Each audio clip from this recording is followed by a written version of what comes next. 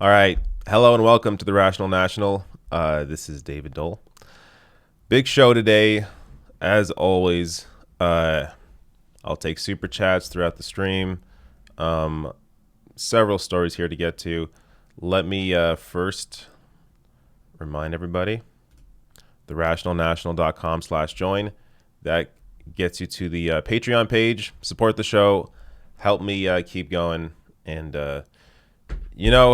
independent media is more important now than ever. So if you can support the show, it definitely helps a lot. Super chats, of course. All that stuff also helps. And I'm doing a lot more on Twitch now. So under the video in the description box, if you follow me on Twitch, you'll see when I stream on there. I'm trying to be a little more consistent on there, and I have been. So especially in coverage of different primary days. I do most of my streaming on there, so check that out. All right, if I feel or if I seem a little deflated today, I'm just been a long week. It's just been a very long week, and the way the Twitter is not good. Twitter is not good for your brain.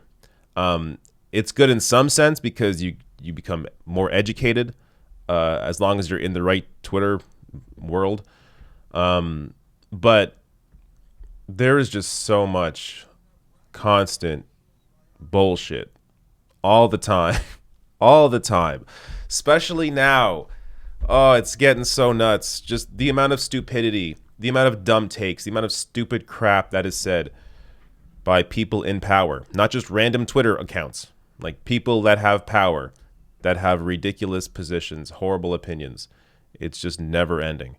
And you add that to cable news, it makes my job just a lot harder, because it means there are more people that are becoming misinformed or are uninformed and are being misinformed by cable news or these idiots that have a platform. So everything becomes a lot tougher. But let's not let that get me down or any of us down. Let me start with just a video of I'll show you. See it as a I just got to zoom in here. Let me start with this. So MSNBC had an error, let's say, during this segment. This is incredible. I don't even really know what to say here. I'm going to play the video and just pay attention to the math here. Pay attention to the math. Possibility if he wants to spend $1 billion beating this guy, he could do it. Absolutely. Somebody tweeted recently that actually with the money he spent, he could have given every American $1 million. I've got it. Let's put it up on the screen. When I read it tonight on social media, it kind of all became clear. Bloomberg spent $500 million on ads. U.S. population 327 million. Don't tell us if you're ahead of us on the math. He could have given each American $1 million and have had lunch money left over. It's an incredible way of putting it. It's an incredible way of putting it. It's true. It's disturbing. It does suggest, what we're talking about here, which is there's too much money in politics. And it makes it difficult because what we want in... But you see it as a possibility. Okay. I don't want to downplay the overall point here, because whoever this person is, she's correct that money does play too much of a role in politics. But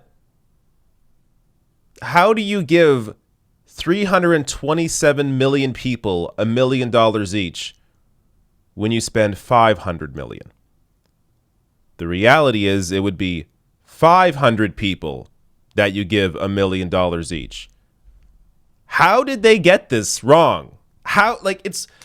It's one thing if, I made the mistake. Me as one person, maybe I just, I saw this person have a check mark. Oh, they must know math because they're verified on Twitter. And then I just repeat this without even thinking of it. Okay, it's a stupid mistake. Hopefully I wouldn't make it, but it'd be one person, whatever. This is on cable news. There are producers. There are the people that make the graphics. There's obviously Brian Williams. There's the guest he has on. Nobody caught this? Nobody caught this. And this is the network that is telling you Joe Biden's more electable? How can you trust anything this network says when they can't get basic facts like this correct? This really shows you how horrible they are at their jobs. And it also shows me that a lot of it is incompetence. Yes, definitely, from the higher ups, there definitely is a certain perspective that is shared widely when it comes to cable news, a very corporate friendly perspective. 100% that exists. But on top of that, the people on television are also stupid. That's also part of it. They are hired because they are stupid, because they take orders, because they don't think things through, because they won't second guess stuff like this, because they are that stupid. That is exactly why they are hired. Look, I've worked in broadcast news before. A lot of people work behind the scenes. I don't know how this gets through with nobody noticing. It's crazy to me. But it shows you the incompetence that is cable news, and just one of the many examples of why you cannot listen to their opinion, because oftentimes their opinion is as stupid as their math. I just can't believe that. It's so crazy. All right. Let me take a super chat first. That wasn't even really going to be a segment. I was just going to start with that as kind of a clip to air as comedy, but I may actually cut that out and make it a segment because of how completely absurd it is. How stunningly stupid that was. All right. Super chats here. Looks like the interface is working as it should. Great. Boogie Winston says, "Hi, David. Thoughts going out to Mike Figueredo. He's going through a tough time right now." Yes. Mike Figueredo's father passed away this week. Cristo Avalis has taken over his show for the time being. So thoughts out to Mike. Just one of the look. I got to tell you, everybody in this world, in this this YouTube world or this progressive world, left wing world, whatever. Everybody's incredibly nice. Mike Figueredo is above and beyond nice. Like the way he welcomes new people, new YouTubers onto his show. Like he was the first one that brought me onto his show when I had like 10,000, 5,000 followers. I don't even know. I had no real audience yet on YouTube. He brought me on and he gave me an audience. And he does that for so many people. He is an incredible person. He is one of the good ones. So I just want people to understand that you don't see what goes on behind the scenes. Mike is such a nice guy. He's nice to everybody. He's welcoming to everybody. He's such an amazing person. So definitely thoughts out to Mike and his family for going through what they're going through right now. It's tough. Bathroom624 sends a super chat in saying, "If only mainstream media spent as much time talking about Biden's brain as they did talking about Bernie's heart attack, they should hire a body language expert for that." This is like the one time where, I mean, maybe not a body language expert, but they got to hire, I don't know, a doctor. Like Joe Biden, as we're going to, I'll talk a bit about this as Trump is now going after Joe Biden on his brain. How much of a liability Joe Biden's brain is in this, if he becomes a nominee.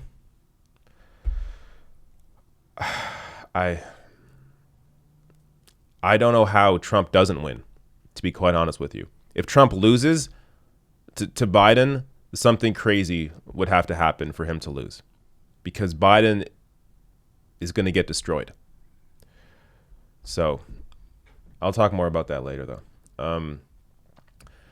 Daniel Housley says, "Did some math every state from Super Tuesday, there was higher Democratic turnout than there was for Republicans." You mean this year?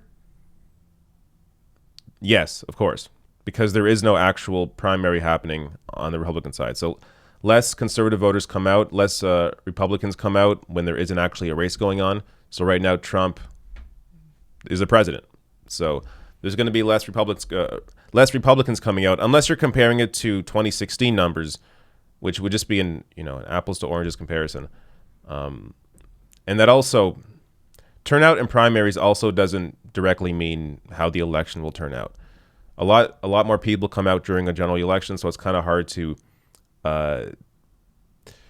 it's hard to estimate based on primary turnout what the actual general election turnout will be, because especially when it comes to younger voters, a lot of younger voters won't pay attention during the primary. But if you have like Bernie Sanders on the ticket or Barack Obama on the ticket in 2008, then a lot of them will come out to vote. But it's hard to judge that because a lot less come out during a primary. Amir sends me a super chat with a nice thumbs up. Thank you. Daniel Housley says, "Except for Alabama." I'm not sure what that's in reference to. Oh, your previous message. Yes. Yeah, I mean, also, that just goes to another point. Biden's winning a lot of states that Democrats are not going to win in the general. Again, going to the issue with Hillary Clinton back in 2016. She won many states that she didn't go on to win in the general, whereas Bernie was winning all the states that would have been important to win against Donald Trump. Aswath Rahman says, "Do you think endorsement from Warren/Yang/Tulsi will be good for Bernie? If Warren doesn't, don't you think it will be a political suicide for her?"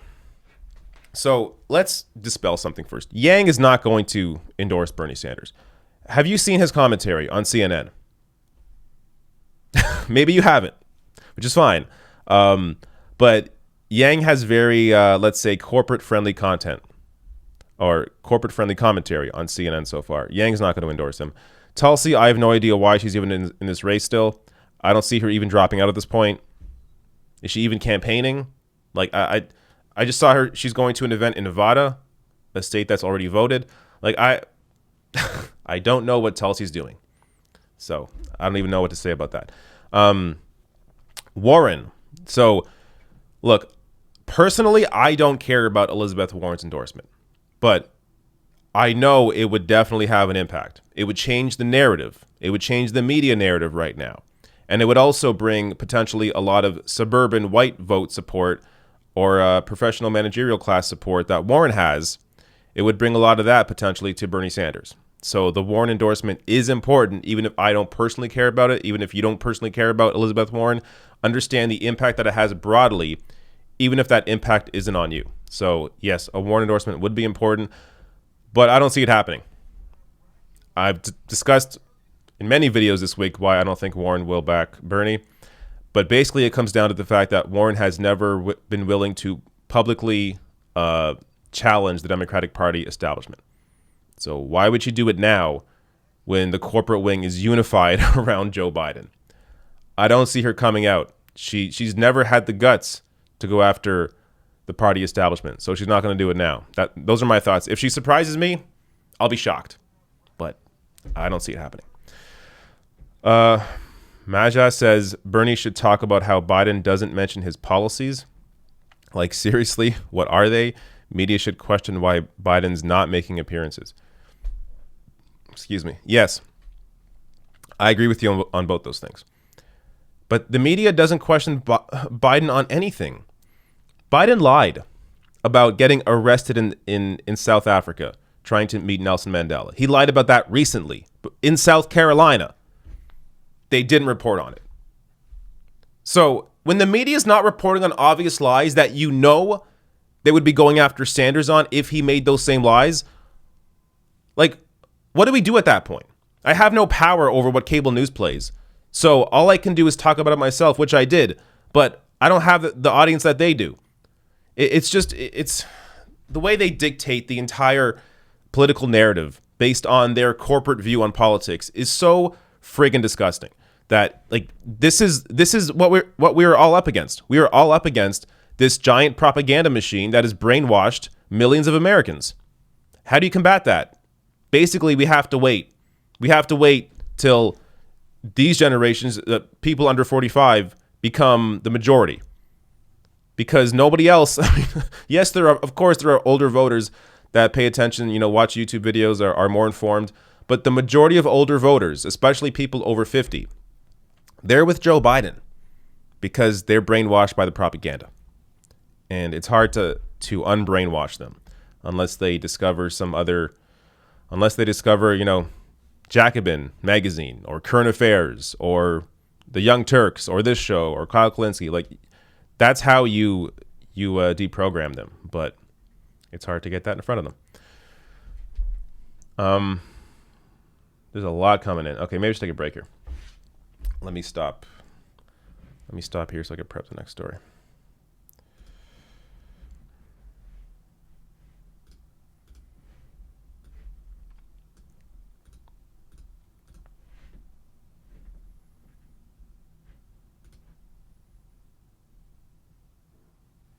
All right.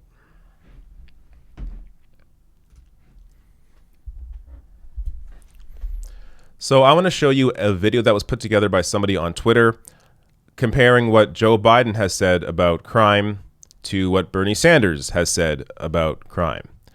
So this was put together by Bernie Was Right, One True Sean on Twitter. And as he says here, this video should be shared in every community of color and poor in America. Joe Biden isn't harm reduction. He is the harm. So check out this video here. In a nutshell, the president's plan doesn't include enough police officers to catch the violent thugs, not enough prosecutors to convict them, not enough judges to sentence them, and not enough prison cells to put them away for a long time. That's why right now, 6 out of every 10 criminals who are arrested on drug charges have their cases dropped. That's why we think the president should triple the commitment that he's made tonight for police, prosecutors, and judges for our cities and our states. Mr. Chairman, how do we talk about the very serious crime problem in America without mentioning without mentioning that we have the highest rate of childhood poverty in the industrialized world by far, with 22% of our children in poverty and 5 million kids hungry today. Do you think maybe that might have some relationship to crime?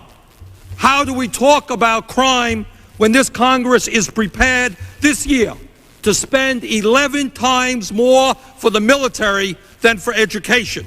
When 21% of our kids drop out of high school, when a recent study told us that twice as many young workers now earn poverty wages as 10 years ago, when the gap between the rich and the poor is growing wider, and when the rate of poverty continues to grow. Do you think maybe that might have some relationship to crime? So while Joe Biden looks at this issue as a way to throw more people in jail, Bernie Sanders looks at the underlying problem, looks at this through a compassionate lens, understands the issue of poverty and how that leads to crime, how lack of opportunity leads to crime.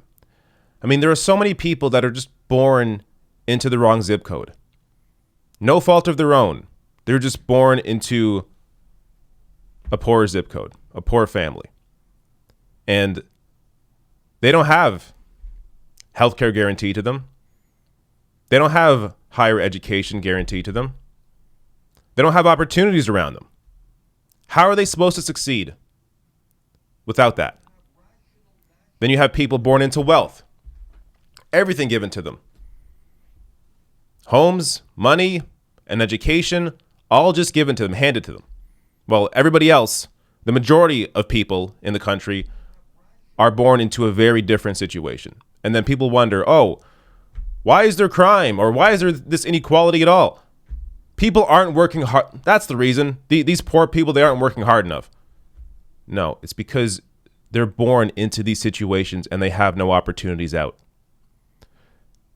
Joe Biden is just on all of these issues. Like, nobody's saying here that Trump's going to win over Democratic voters.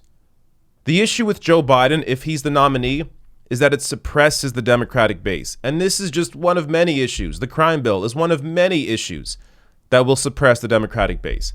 I mean, if you thought Hillary Clinton was bad, Joe Biden is worse. Joe Biden is much worse than Hillary Clinton.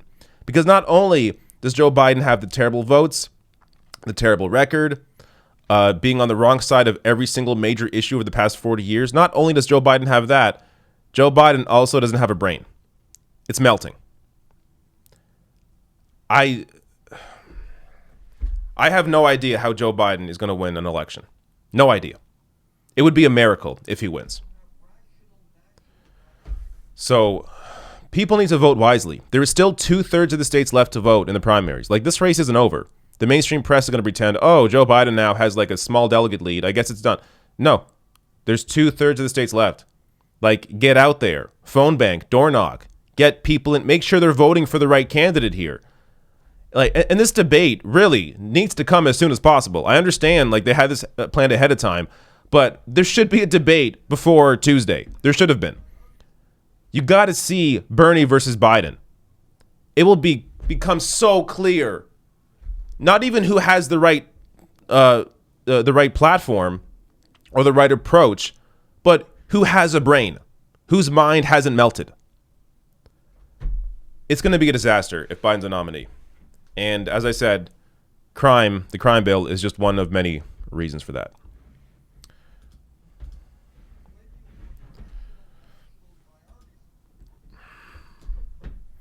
Let me get some super chats here.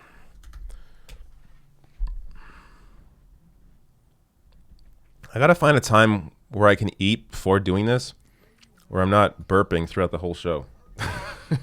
It's very, very annoying that I had a fajita and now it's affecting me. Okay. Where was I here?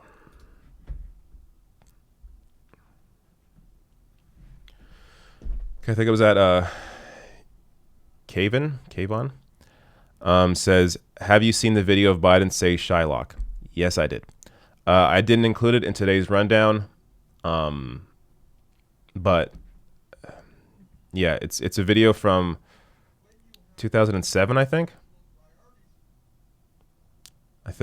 Maybe even more recently. But yeah, it's Joe Biden is just telling you countless issues, and the things that he has said and done, all of them will be pulled out by the GOP if he's the nominee. Car Wash Freak 97 says Bernie will need older voters, not just young votes. For the primary, yes.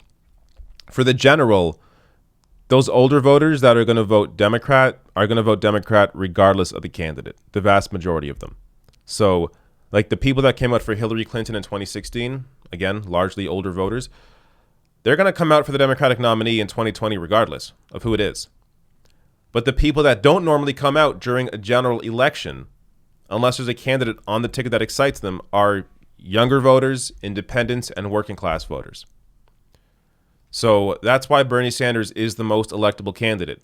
Because even if right now those young people aren't coming out in as big numbers as he needs them to, because of how low his support is from older voters right now, they will come out in a general election because the barrier to entry is a lot lower.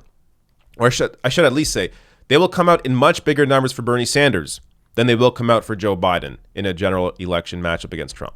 That is just fact. So that is what you got to worry about. Joe Biden's appeal is almost all voters over 50.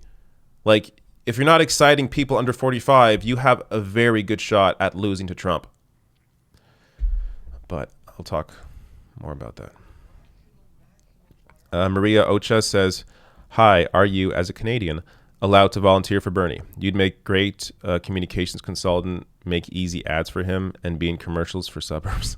I don't think I can do any of that. I don't know the exact laws.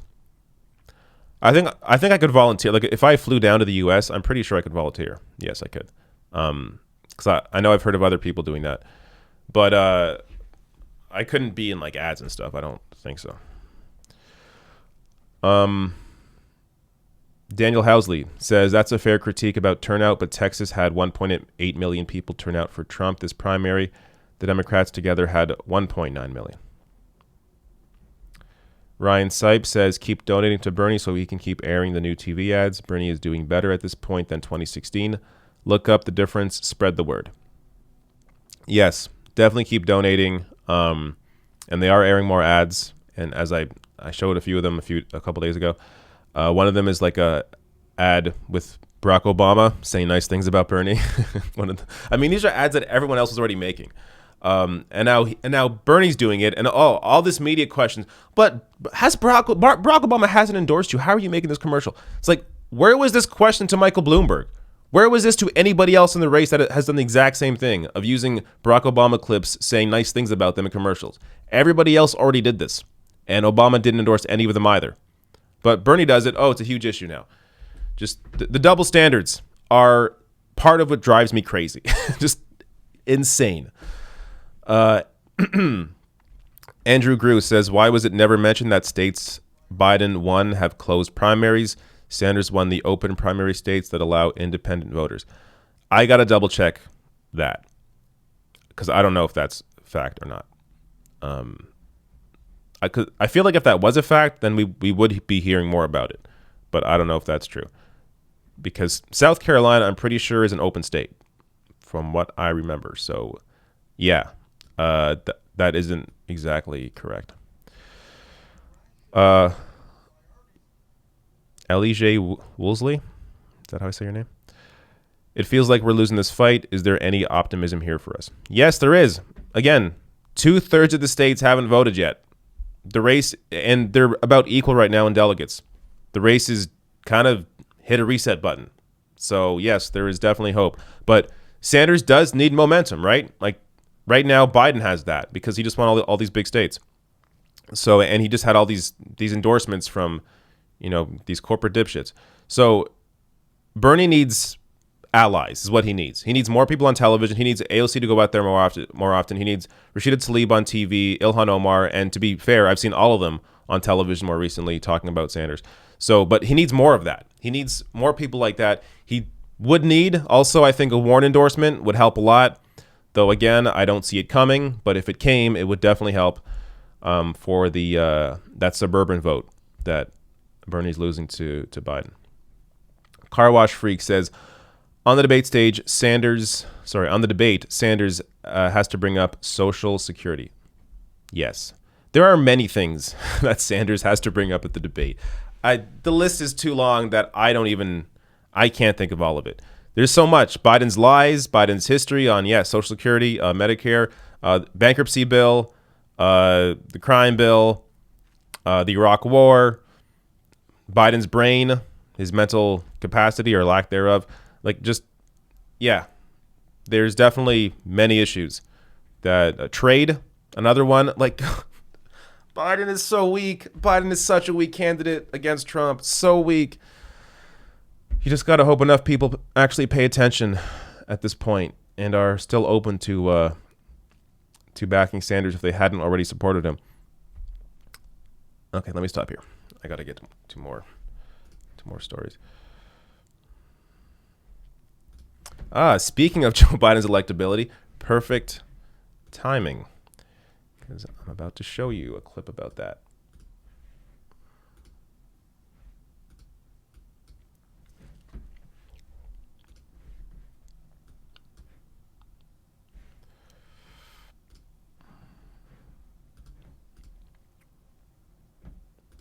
All right.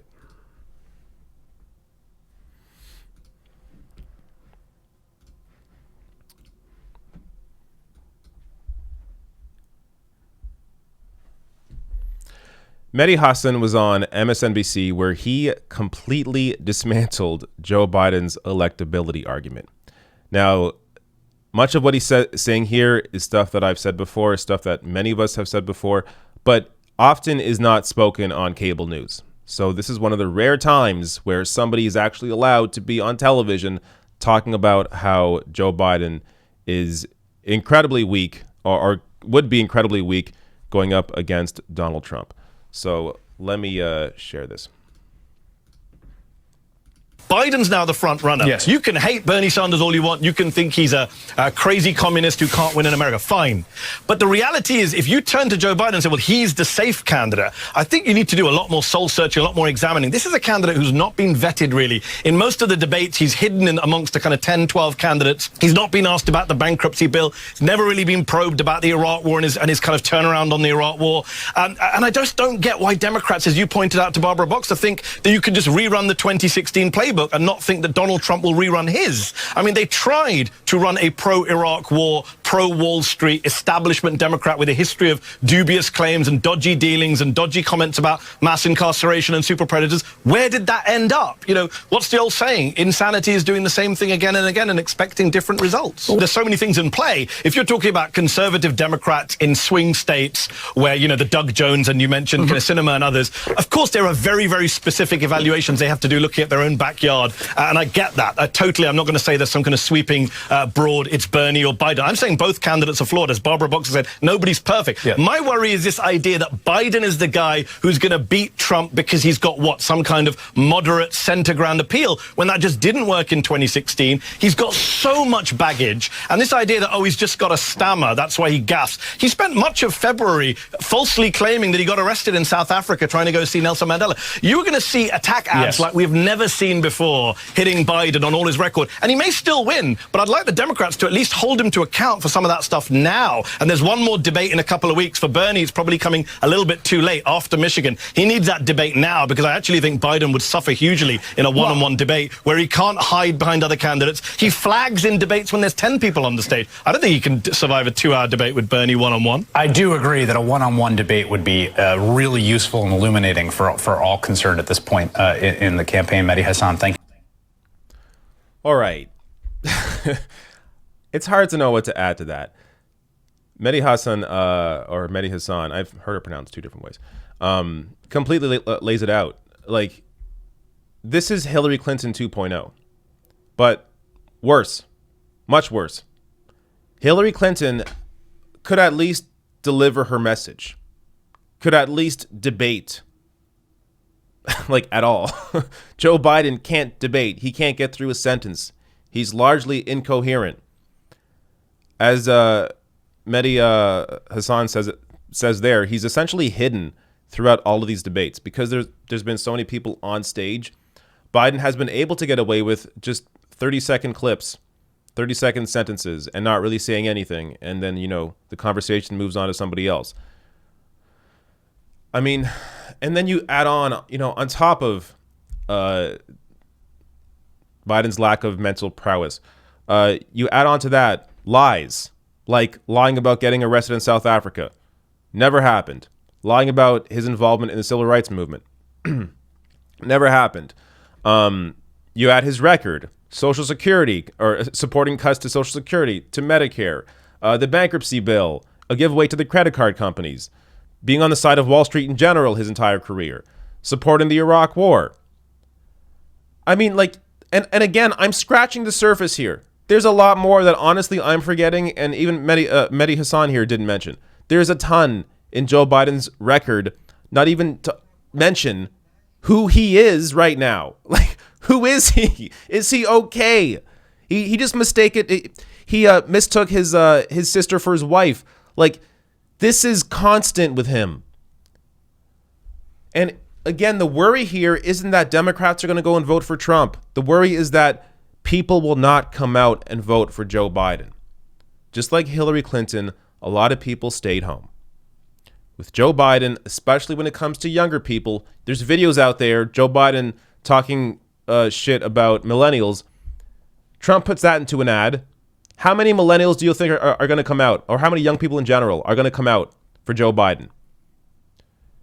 Like, this is really scary, honestly, because I'm confident Joe Biden will lose to Trump. And if he actually beats him, it'll be a miracle. And let's say that miracle happens. Let's say Joe Biden's the nominee. Joe Biden beats Trump. Okay, now what? Now you are in the situation that got you Donald Trump. 8 years of Biden and Obama got you Donald Trump. That approach to politics of capitulating to right-wing Republicans over and over and over again, giving in to every single one of their needs for 8 years led to Donald Trump, and it's going to happen again. Biden's not going to be a strong progressive fighting for single-payer healthcare. Like, he doesn't support it now. Biden's position now is weak. Imagine his position on all these issues, whether it's healthcare, whether it's the economy, wages, whatever the hell it is. Imagine his position when he is giving in to Republicans. Like, this is why you should always start from a position where you are asking for more than you even want. Because if you are at some point forced to negotiate down to something, at least you negotiate down to a position that is somewhat still acceptable. But with Joe Biden, he starts at the unacceptable position, and then he'll be negotiated down to the far right-wing position. And that led to Trump. So what does Trump 2.0 look like? Somebody that is an actual, that not only is a fascist, but also is intelligent. Trump at least is an idiot. And he's able to, Trump is unable to hide how evil he is. But the right Republican, the right fascist could absolutely hide who they really are and get the same kind of agenda passed, but more effectively than Trump has done. So this is what you're risking with Joe Biden as a potential nominee.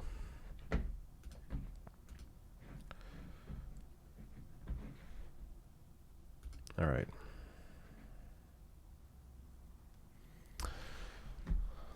Let me get to, damn it, I just realized I forgot to record my show. Now I have to download it later. All right. Too much on my mind. Okay, let me get to more super chats here before I move on.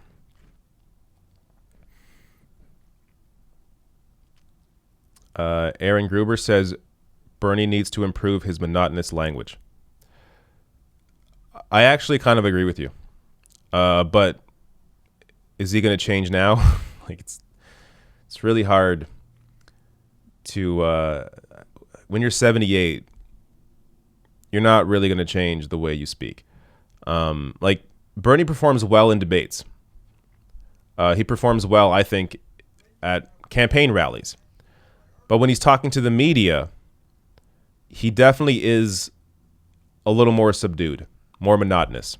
And I don't think it really helps his case. I also think there are better ways for him to frame certain arguments. Kyle Kulinski has been hitting on this point a lot, and it's 100% correct.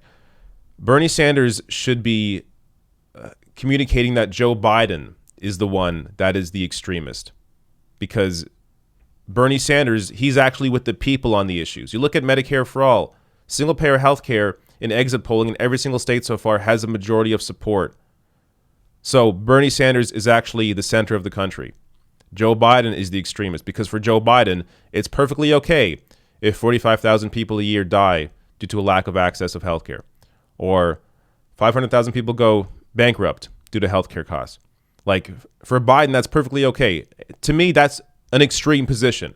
I think it's extreme to not actually deal with climate change properly, seriously. Deal with homelessness seriously. Biden's positions are the actual extreme ones, because Biden's positions lead to deaths.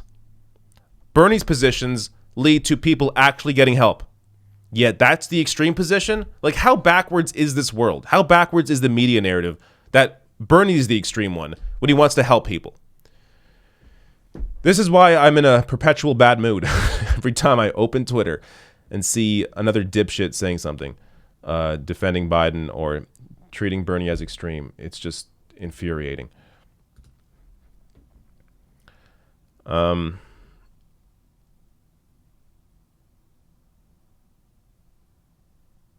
Creative Space sends me a link. I'm not going to check this now because, I don't know what it is. But says, if you need a 6-minute, 35-second break, can't make this video for Biden. Is that the, maybe I'll just check briefly. I'm not going to play this now because it's 6 minutes. But the Matt Orfalia video. You will know it. It is. Look at that. I guessed that correctly by just knowing the timestamp. That is what I call being lucky. But this right here, this Matt Orfalia, fantastic, such a great video creator. But he has this 6-minute video out. Basically, it's like Bernie versus Trump. It's really good. Maybe I'll play it later during the stream, but not right now.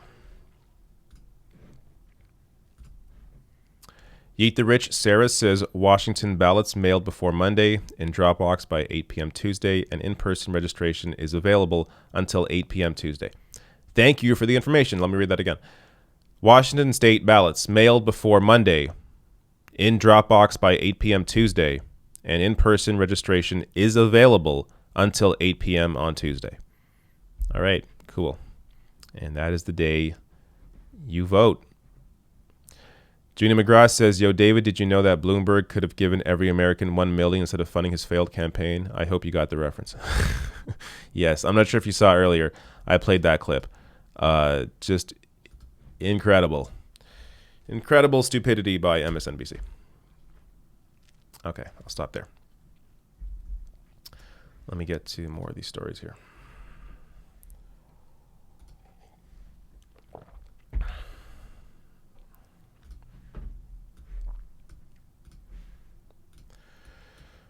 All right, this story's kind of annoying. Kind of annoying. Very annoying. But you'll see what it is.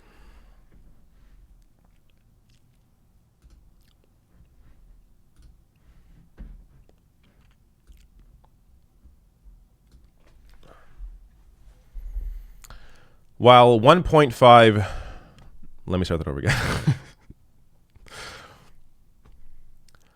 While there is $1.5 trillion of student loan debt, tens of thousands locked up over cannabis, 500,000 Americans homeless, 45,000 people a year dying due to a lack of access to health care, and 500,000 people going bankrupt over medical bills, Rachel Maddow and Elizabeth Warren whined about Twitter trolls. So let me play this video. And I also think this says a lot about what Warren will potentially do or not do in this primary. So watch this. Particularly, it's a particular problem with Sanders' It supporters. is. I mean, and it just is. It's just a factual question, and it is, and that's something I think that. Have you ever talked with Senator Sanders about that? I have. What was that conversation like? It was short.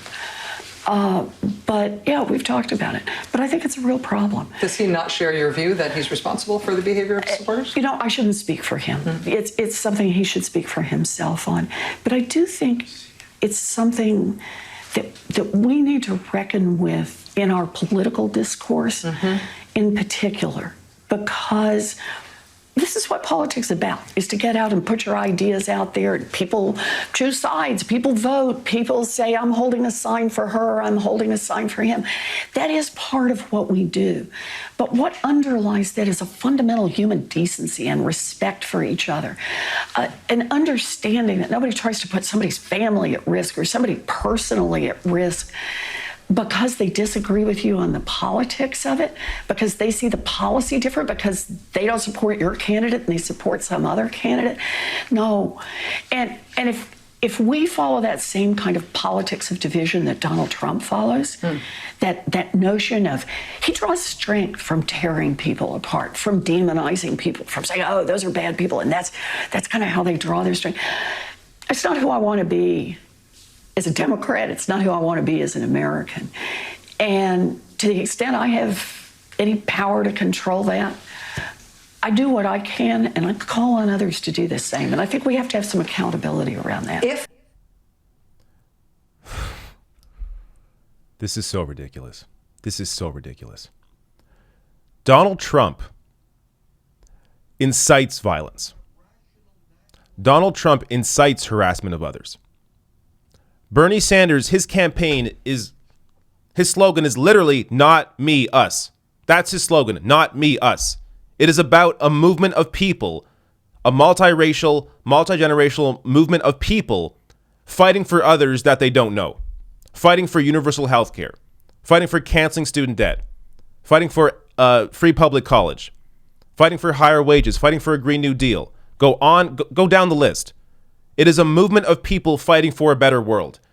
What part of that is about harassing people? Now, are there trolls online? Are there people that are mean online? Am I mean sometimes? Yes, because I'm fucking pissed off that this is the narrative. This is what they're focused on when there are people out on the street without a house, when there are people without health care dying. Like, yes, we're pissed off because the world fucking sucks and this is what you're complaining about. And this also shows me, I mean, it hints to me anyways, I don't think Elizabeth Warren's going to endorse Sanders. I don't think she'll endorse anybody. She has never been willing to call out the Democratic Party establishment. Never. She didn't want to run against Hillary Clinton in 2016, even when Bernie and everybody else, there was a movement to get Warren to run in 2016. She did not want to challenge Hillary Clinton. Warren didn't back Bernie Sanders in 2016, even though they should have been aligned on the policy. Warren backed off her Medicare for All plan, made it a public option, and then 3 years later, try and pass Medicare for All, dividing the healthcare fight into two different fights. A ridiculous plan. Ridiculous.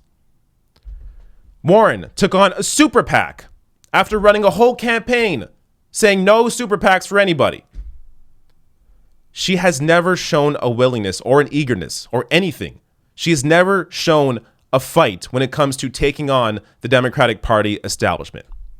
And even after this campaign is over, instead of focusing on the issues, instead of focusing on the fact that there are all these people without health care, people living on the street, people living under mountains of student debt, climate change crisis, threatening the future of humanity.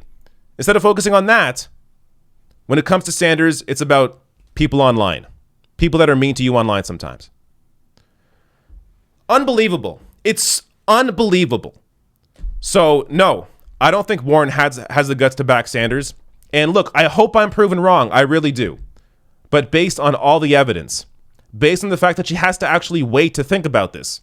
Really, you have to think about this? Joe Biden versus Bernie. You have to think about this. I don't see her doing it. And look, I feel bad for her supporters. A lot of her supporters online are backing Sanders, and I welcome them. If you are a Warren supporter, I welcome you with open arms. This is not on you. This is on Elizabeth Warren as a candidate. She has the power right now to shift the momentum to a movement, a people-powered movement, fighting for many of the same things she was fighting for and more during her campaign. And she really has to think hard about this.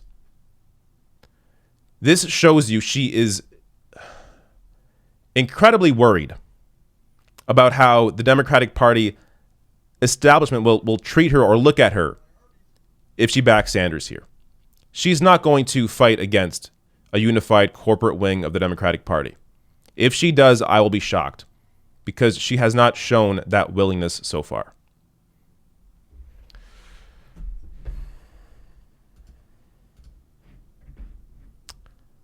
There we go.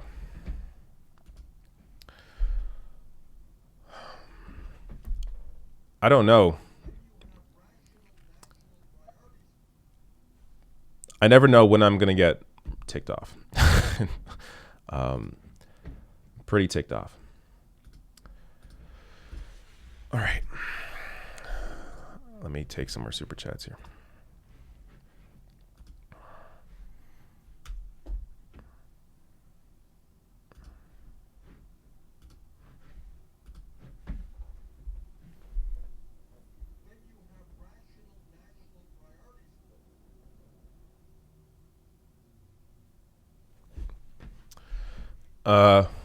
Waldemar says, "Hi, David. I really enjoy your content." Smiley face.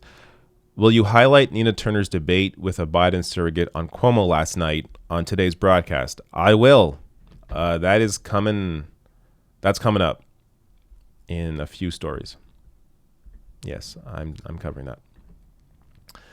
Punching Right says, should we tell Massachusetts people to call Liz to endorse Bernie? It's not going to matter. It's not going to matter. Look, a staffer in her campaign has already backed Bernie, Max Berger. I think others have as well. I'm not sure exactly, though. Addie Barkin, I believe that's his name, who had backed, he's an activist who had backed Warren. He now backs Sanders. So look, a lot of her supporters are coming over, and I'm talking like high profile people with, verified check marks. These are real people that have prominent positions that are backing Sanders now. And that's good to see. But the real power would come from Elizabeth Warren doing it. And she's never shown that willingness. So Ray De Los Santos says ages 18 to 24 from 72 to 16, down 21% in the general. My point the other day wasn't TikTok. It's their future in a crazier time than ours. It's just sad. I support the show, but it's more than just 3 jobs to me.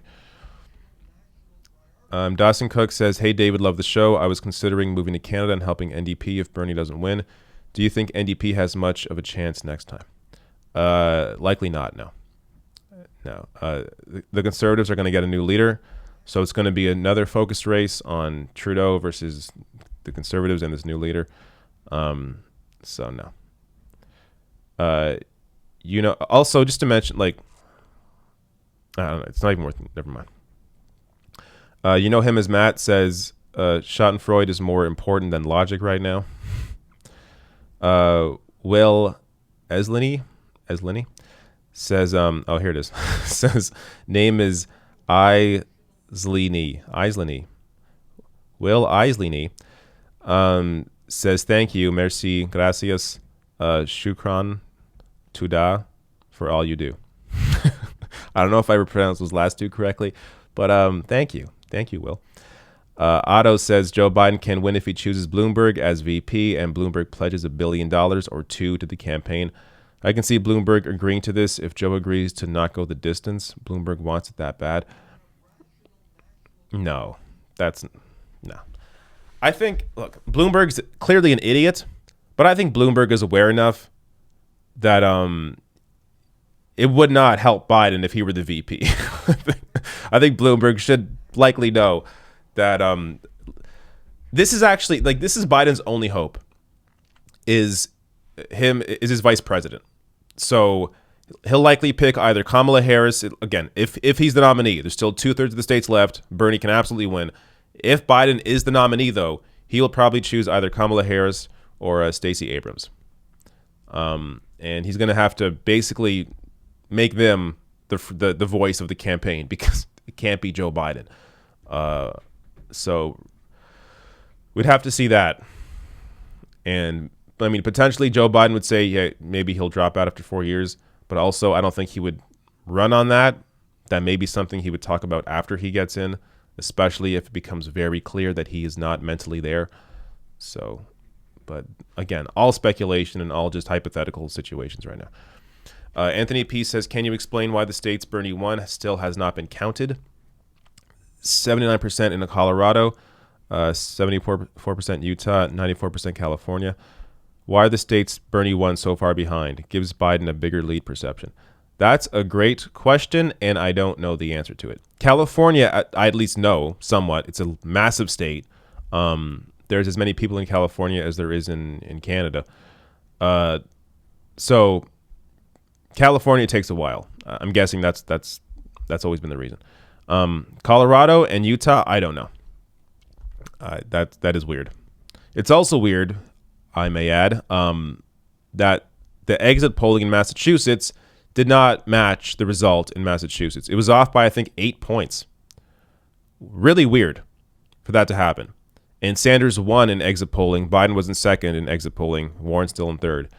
And yeah, that clearly was not the result. Name not provided says, if Cali secedes, would Bernie be president there? I don't think it's that easy, but if in some magical world, if that happened, yes, Bernie could totally be president in California, and hopefully I could move there.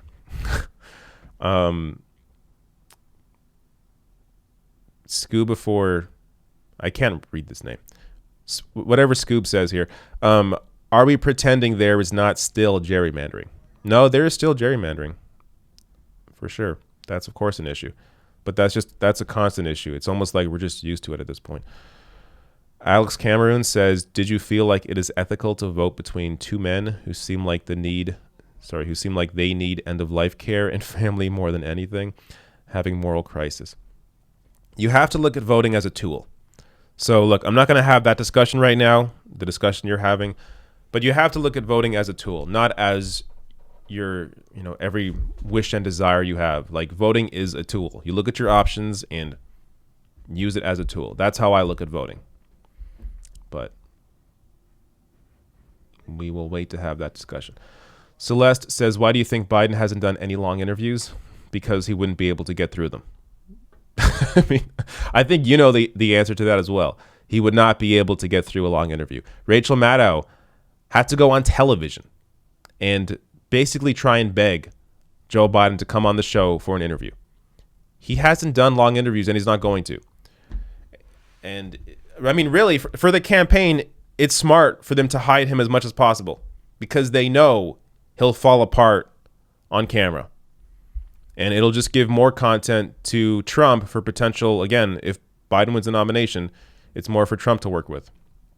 So they're betting on, hey, we'll hide Biden, we'll deal with the media backlash if there's any at all, and there barely ever is against him. And they figure that'll give him a better chance. Cyril Batar says, do you think Michigan and Washington are a must-win? Getting a little anxious after Super Tuesday? I would say yes, honestly. Michigan and Washington. So Washington, he's probably going to win. Sanders will. Michigan is a little closer. And, like, if Bernie's making the electability case in the Rust Belt, the swing states, he's got to win them, right? Like, even though, again, it's not the same people that come out in a primary that come out in a general, you still, for the argument that you're making, you have to win those swing states. So Michigan is definitely vital. It's also one of the bigger states. I think I have it in front of me here. Yeah, so Michigan is 125 delegates. So that's the biggest state on Tuesday is Michigan for delegates. I'm getting lost in super chats here. A lot of support. Thank you so much. Let me just, I got to take a break here to go to the next story.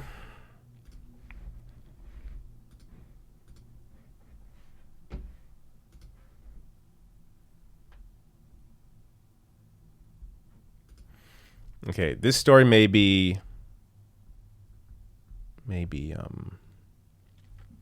not go well because I want to read this and it's very small text in front of me.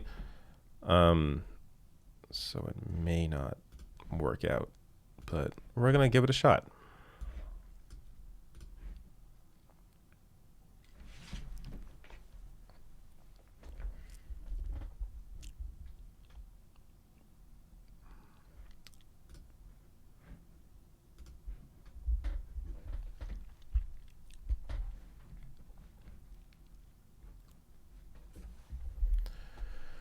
So the U.S. is on the verge of a disaster when it comes to the coronavirus. The Trump administration clearly has not been treating the situation seriously, or at least seriously enough. And because of the healthcare system in the U.S. being a private-based system and not a single-payer system, not a universal system, it leads to a lot of issues. A lot of people afraid to get help or afraid to get tested for the coronavirus over the fear that they may be charged with a massive bill. So I just want to share this one story I saw on Twitter. As Matt Pierce tweets out here, pretty stark statement from a Kaiser nurse in NorCal who got sick after caring for a coronavirus patient, criticizing CDC for delays in testing. So let me read her story here. It isn't all that long, but it's a bit longer than usual. Let me read through this, and this story really is something. So this is a statement by a quarantine nurse from a Northern California Kaiser facility, March 5th, 2020.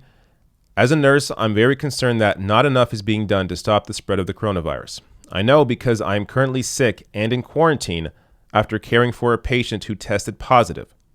I'm awaiting permission from the federal government to allow for my testing, even after my physician and county health professional ordered it. I volunteered to be on the care team for this patient, who we knew was positive. I did this because I had all the recommended protective gear and training from my employer. I did this assuming that if something happened to me, of course, I too would be cared for. Then, what was a small concern after a few days of caring for this patient became my reality. I started getting sick. When employee health told me that my fever and other symptoms fit the criteria for potential coronavirus, I was put on a 14-day self-quarantine.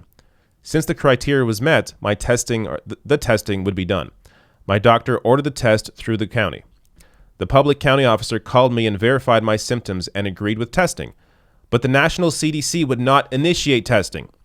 They said they would not test me because if I were wearing the recommended protective equipment, then I wouldn't have the coronavirus. What kind of science-based answer is that? What a ridiculous and uneducated response from the department that is in charge of our health in this country.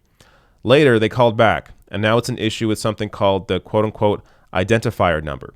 They claim they prioritize running samples by illness severity and that there are only so many to give out each day. So I have to wait in line to find out the results. This is not the ticket dispenser at the deli counter. It's a public health emergency. I'm a registered nurse, and I need to know if I am positive before going back to caring for patients. I am appalled at the level of bureaucracy that's preventing nurses from getting tested. That is a healthcare decision my doctor and my county health department agree with. Delaying this test puts the whole community at risk. I have the backing of my union. Nurses aren't going to stand by and let this testing delay continue. We are going to stand together to make sure we can protect our patients by being protected ourselves. This really is stunning. That this nurse couldn't even get tested. Like, there is, look, I don't want to worry people, but there is a potential pandemic here. You have a very contagious virus going around that about, I think, 3% of people, last I saw, about 3% of people that get the coronavirus die from it, which is a fairly high percentage. And you have a system here in place, or a system placed in the U.S. that is a private system. That is a system that prioritizes profits over people. And you put those two things together, you're in a mess. I mean, when a nurse can't get properly tested, how do you expect the average person to get tested? Like, I'm not sure what the count is right now on how many people have coronavirus in the U.S. or how many have been tested, but the number is incredibly low compared to what it likely is, because a lot of people, again, are not getting tested because they aren't able to test them. So this whole situation is crazy, and a lot of it would absolutely benefit from a Medicare for all system, because under a Medicare for all system, every single person would be covered. The reality is people are only as healthy as the sickest person, or as the least insured person in the country. Because if somebody is too afraid to get tested because maybe it's too much, maybe these out-of-pocket expenses, it's not covered, whatever it is, always coming down to cost, then that person can get somebody else sick who may be covered, may have great coverage, but guess what? Because this person who didn't have coverage got sick, now you're sick. And then it keeps spreading. So under a single payer system, people would be able to go to their doctor, get tested. They would have all of this prepared, all of this ready. They'd be proactive in getting people tested. But because this current system focuses on profits over people, you have a situation where this is going to get a lot worse before it gets any better. And of course, Trump is just making the whole thing worse.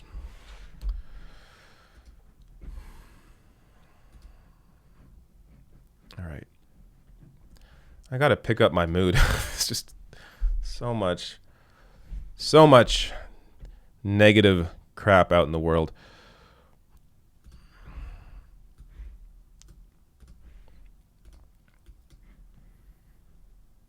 Like, sometimes I wonder, is it just better just to be completely ignorant of how shitty this world is?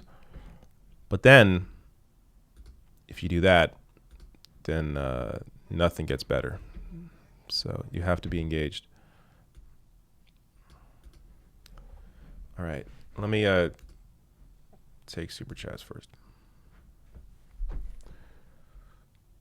I don't know where I stopped.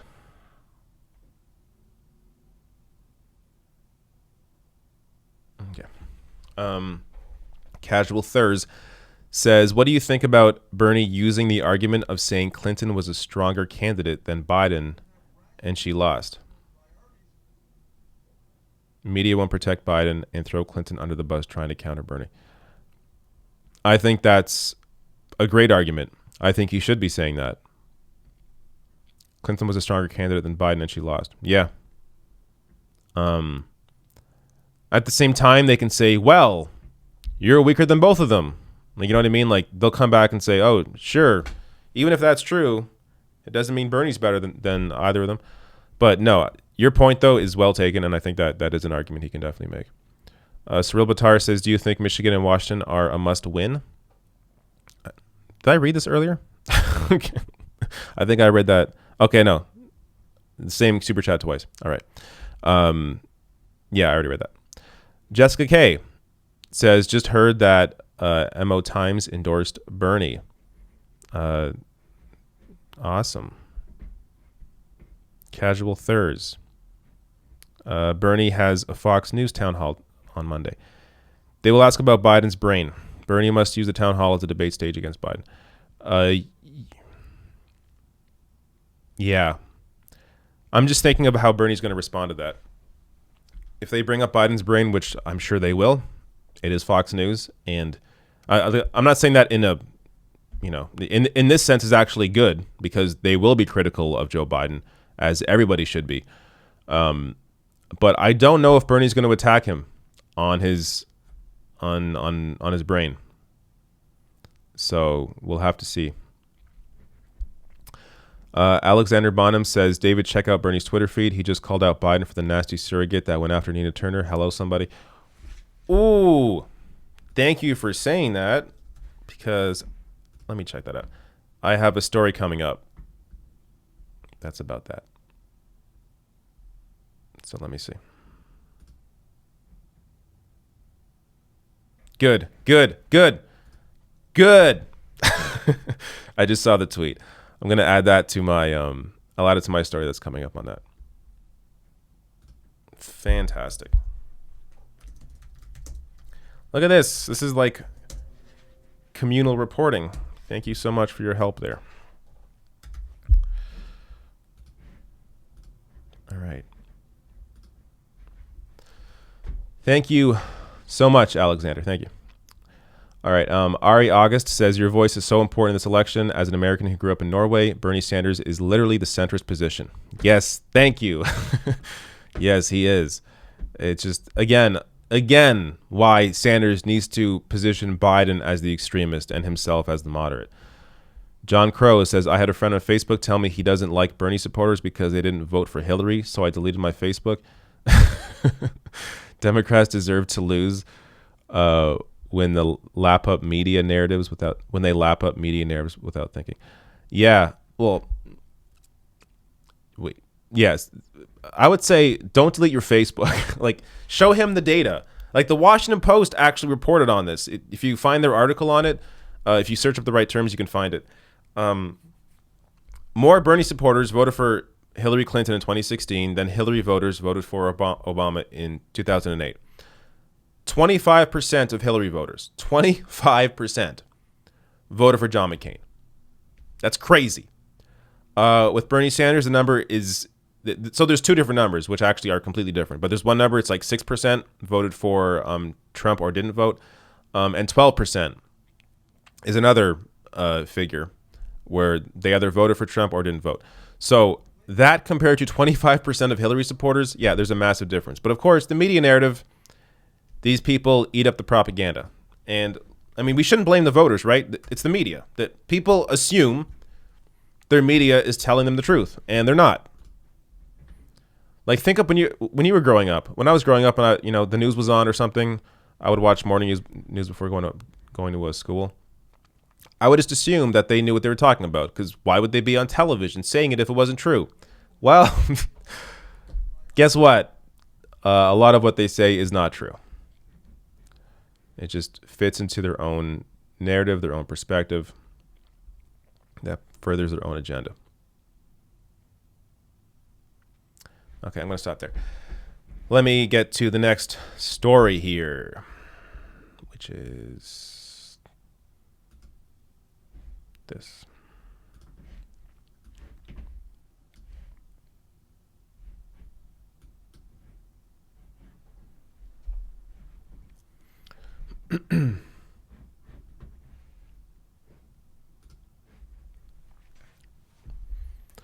Donald Trump was on Fox News where he was asked about, will people be covered for pre-existing conditions when it comes to his healthcare plan? So I just want you to watch this response, because he really doesn't say anything. And it also sets up the other argument that I want to make about who between Biden and Bernie is better to go up against Trump when it comes to healthcare. But first, watch this. I just want to follow up quickly on that, because the issue of pre-existing conditions, right. You say you're going to protect them, right. But your administration is also fighting Obamacare in the courts. So how do you promise people that you're going to protect them based on that? That's what I said. We want to terminate Obamacare because it's bad. Look, we're running it really well, but we know it's defective. It's very defective. We got rid of the worst part. And that was a very important thing. Getting rid of the individual mandate was a very important thing. But we want to get something. If we can get the House, you'll have the best health care, health insurance anywhere on the planet. But we have to get the House back. Now, that means we have to hold the Senate. We have to get the House. We have to obviously keep the White House. But what we're doing is managing it really well. Now, it's a case, it's called Texas versus, you understand, it's Texas is suing. They want to terminate it, But everybody there is also saying, and everybody, we have our great senator from Pennsylvania. Thank you very much, Pat, for being here. And Pat Toomey. But very important, and by the way, our great congressman, I have to say, they were warriors, right? Real warriors in terms of the fake impeachment, I will tell you that. But so Texas is, and it's Texas and many states, they're trying to terminate, but they want to put something that's much better. They're terminating it to put much better, and they've all pledged that pre-existing conditions 100% taken care of. Okay. What the hell did he just say? Like, this is what Donald Trump does.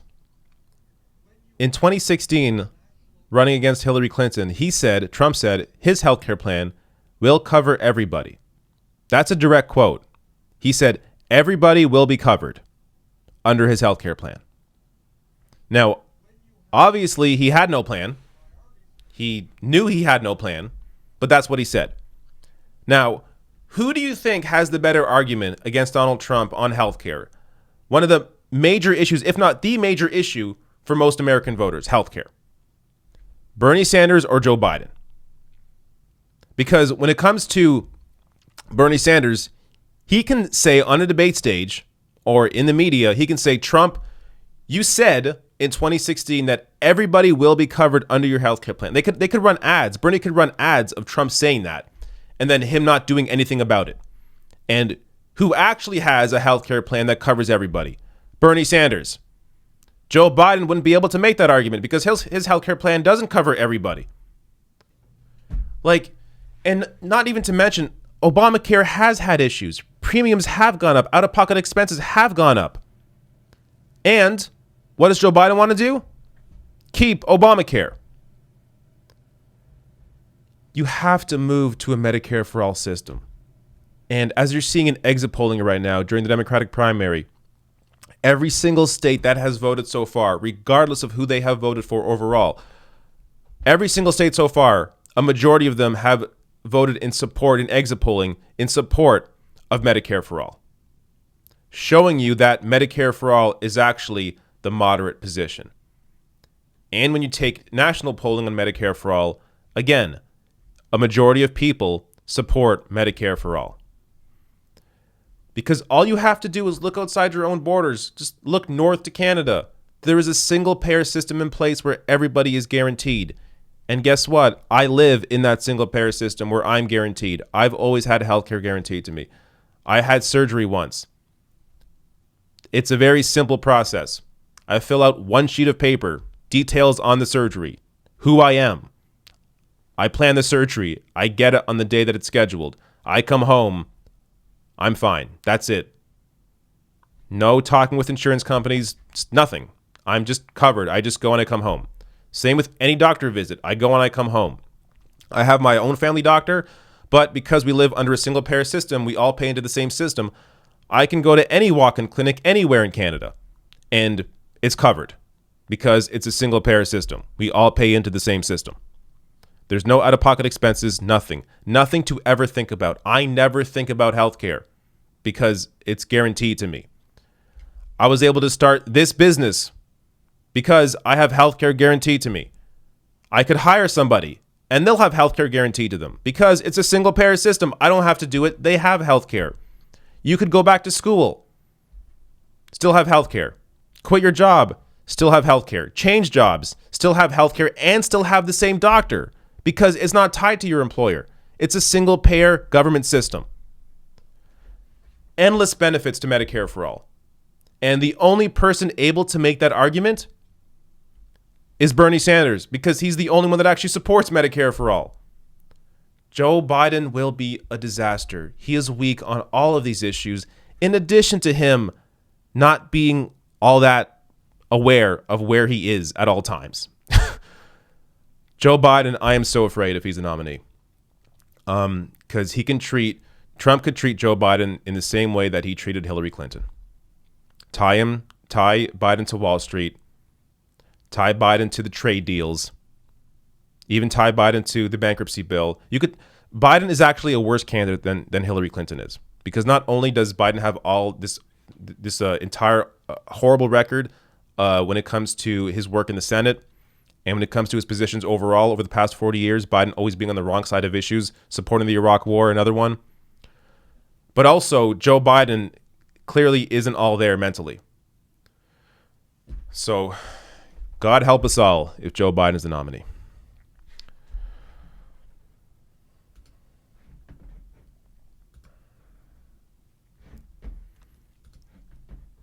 Yes, Medicare for all is freedom, says Joe 6. I just saw that in the chat. Yeah, another good point. Americans love that word freedom, which is fine. I get it.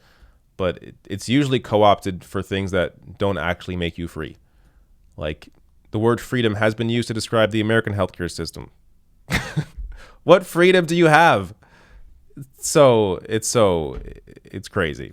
I'm amazed how successful the propaganda has been on many Americans. Okay. Speaking of healthcare, got another story here.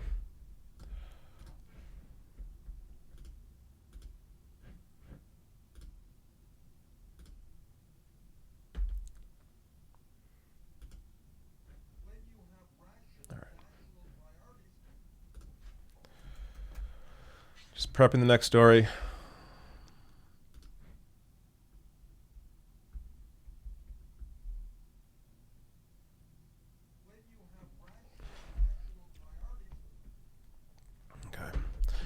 I'll do more super chats after this next story.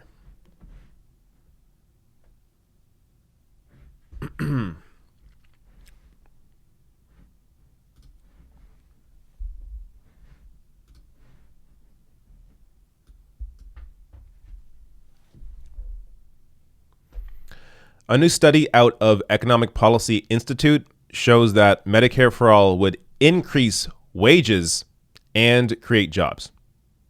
Now, this is a headline that a lot more people need to see.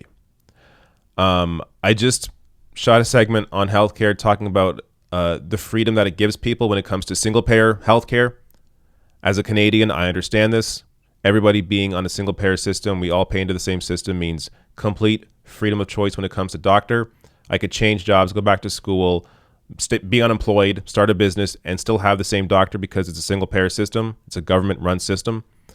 No out-of-pocket expenses. I never think about healthcare until I need it.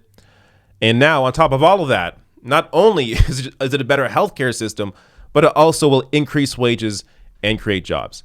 So let me show you this here from Newsweek. As I said, Bernie Sanders' Medicare for All policy would likely increase wages and create jobs, new economic analysis shows. Let me go down and read a bit of this here. Josh Bivens, EPI's director who conducted the study, wrote in the report that Medicare for All, quote, would be unambiguously positive for the labor market in the U.S., leading to a boost in wages and salaries, as well as an increase in job quality, while producing a net increase in jobs. Although the analysis notes that policymakers should not, quote, ignore the distress caused by job transitions due to such a healthcare reform, Bivens wrote that job losses during a transitional period would be relatively small. Quote, despite the fact that Medicare for All could deliver these large benefits to efficient labor market functioning, the policy often comes under fire from critics making highly exaggerated claims about the potential job loss that could occur under such a reform, Bivens noted. The grain of truth in some of the claims is that, like any productivity improvement, the adoption of a reform like Medicare for All would require the redeployment of workers from one sector, the health insurance and medical billing complex, to other sectors, mostly the delivery of healthcare, he wrote. But there is little in the Medicare for All induced redeployment of workers that would greatly stress the American labor market over and above the uncertainty that and churn that characterizes this labor market every year. So I'll just read a little bit more here. Wendell Potter, a former health insurance vice president who left the industry and now advocates for healthcare reform, told Newsweek that the analysis undermines a key argument that private insurance industry uses to push back against Medicare for All. Quote, "It's a dark day for my old pals in the insurance industry because one of their few arguments for keeping the current system placing profits over care is gone," Potter said. On top of the obvious medical benefits, America's jobs outlook will improve under Medicare for All. The data proves it. 1 second.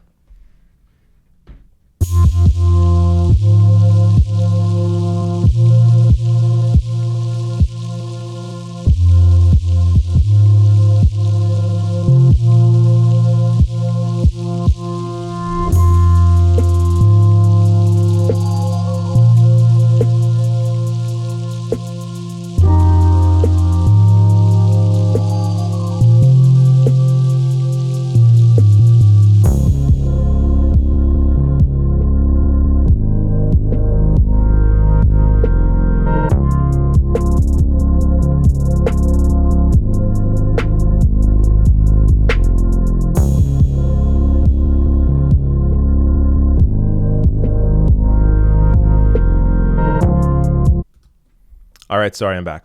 False alarm. So as I was saying, on top of the obvious medical benefits, America's jobs outlook will improve under Medicare for All. The data proves it.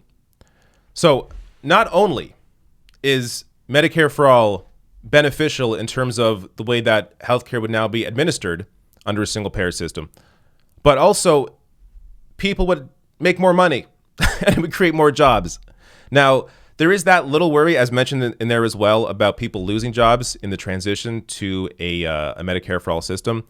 But even Bernie Sanders' Medicare for All plan, just like all of his plans, puts labor first. So there actually is space in his Medicare for All bill to take care of those workers that will lose their job in a transition away from a private system into a single payer system. So much like his Green New Deal takes care of blue collar workers who currently work in the fossil fuel industry and will lose their job in the transition to renewable energies, his Medicare for All bill leaves space for that as well. And when you think about unions and the negotiating process when it comes to healthcare, right now unions have to take a pay cut. Their workers have to take a pay cut when it comes to negotiating healthcare. So they get healthcare guaranteed to them, but because of that, they lose out when it comes to potential increases in their wages. But now, under a Medicare for All system, since healthcare is off the table, already guaranteed to them at the federal level, they now have the space, the opportunity to then focus on other areas like wages. So there are just endless benefits to a Medicare for All system. And as I say, anytime I cover Medicare for All or healthcare, I always forget something. I always forget to mention some kind of benefit because there are so many benefits and I take it all for granted because I've always lived in this system. I don't know anything else. I often forget all the benefits that a Medicare for All or a single payer system has. So this is definitely one of them. I mean, I hadn't even considered the potential of wage increases or more jobs, but that's now another piece of why Medicare for All is what you need to move to. All right. I got the Nina Turner video coming up. Just crazy video. Crazy video. If you didn't see what happened on CNN, just crazy. But let me get some super chats first.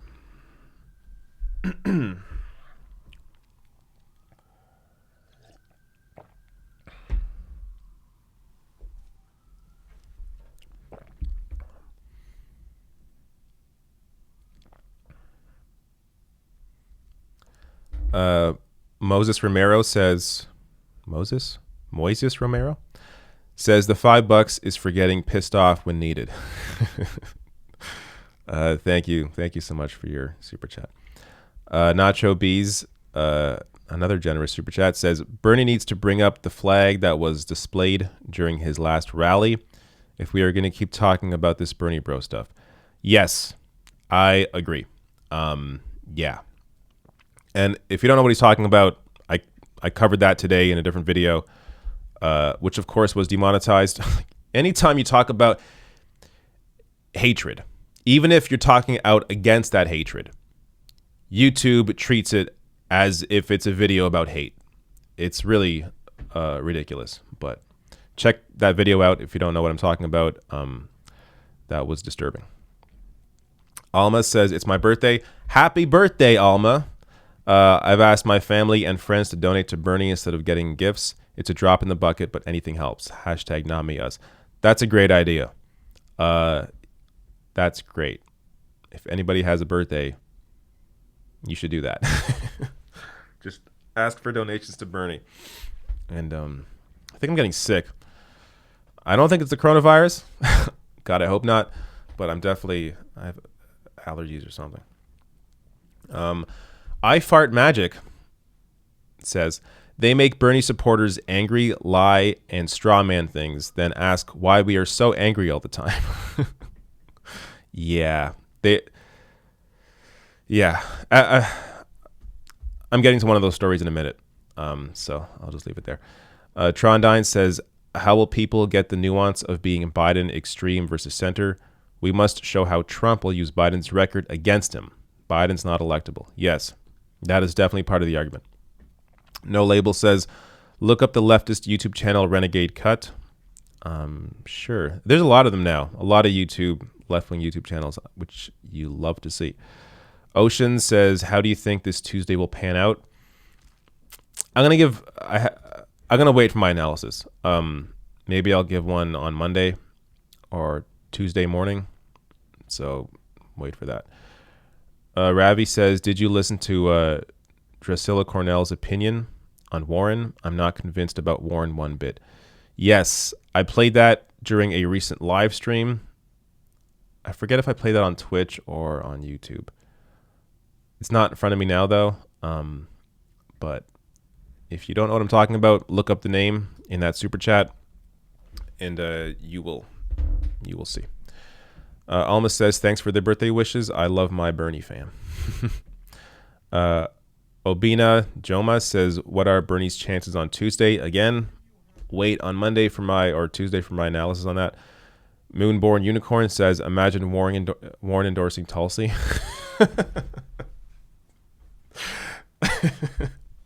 That's the least likely scenario. So there's at least more of a chance of Warren backing Sanders than there is of her backing Tulsi. Henry Volt says, Bloomberg endorsement could hurt Biden in New York. Yeah. I hadn't thought about that. Though Manhattan will likely vote for Biden because they look after their own pocketbook, but we'll have to see. Obina Joma again says, can we as humanity defeat climate change without Bernie Sanders as president? That's a good question, and I don't know the answer to it. Like, my hunch is no, because you kind of need a global leader of a superpower in the world to really push forward the plan necessary to combat climate change. Bernie Sanders would do that. Joe Biden's going to re-enter the Paris Climate Accord. Wow, so bold. So I don't know. Love Crazy says, are they thinking of recounting the states with off-exit polls? Not that I've seen. Victor Nava Jr. says Tulsi on the debate stage could end Biden. She's not going to be on the debate stage.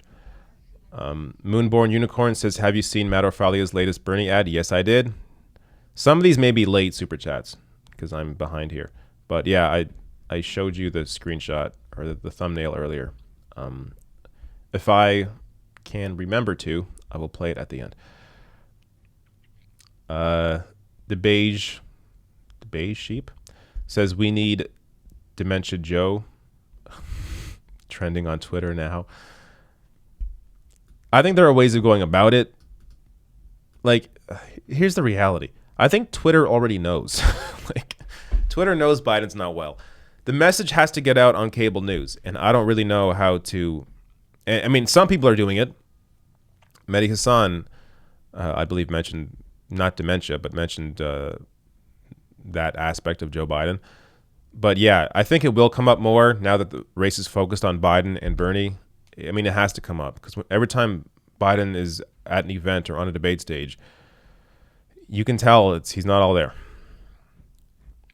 Nicholas Riordan says, been watching your show for 3+ years. Wow. What impact, if any, will coronavirus have on turnout in Washington, where it is most prominent? I don't know. I mean, first of all, thank you for watching for 3+ years. That is almost the entirety of the show. But it may have an impact on turnout. But it's the kind of thing where you don't really know, right? Like it's hard to poll people unless there are specific polls on, are you going to go out and vote or not vote now because of coronavirus? Like it's hard to know what the actual impact is. Francis Chimenti says, Americans are obsessed with labels. It's time to start labeling centrists as what they actually are. Right-wing Democrats might shift the attitude. I think a better way to frame it even is just call them corporate Democrats. They're corporate Democrats. That's what they are. Or neoliberals. Kind of the same thing. But yeah, centrist, I agree with you, isn't really the best term, even though I recently used it. Okay, maybe I should stop there.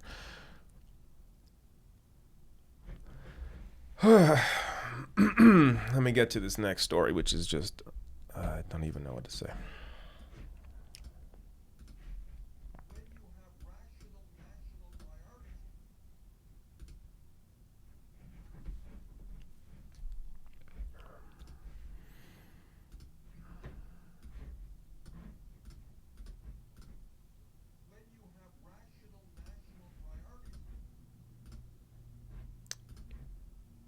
Hold up.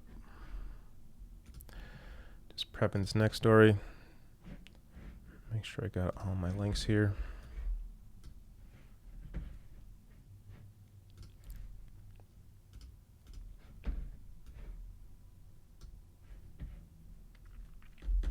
All right. Okay.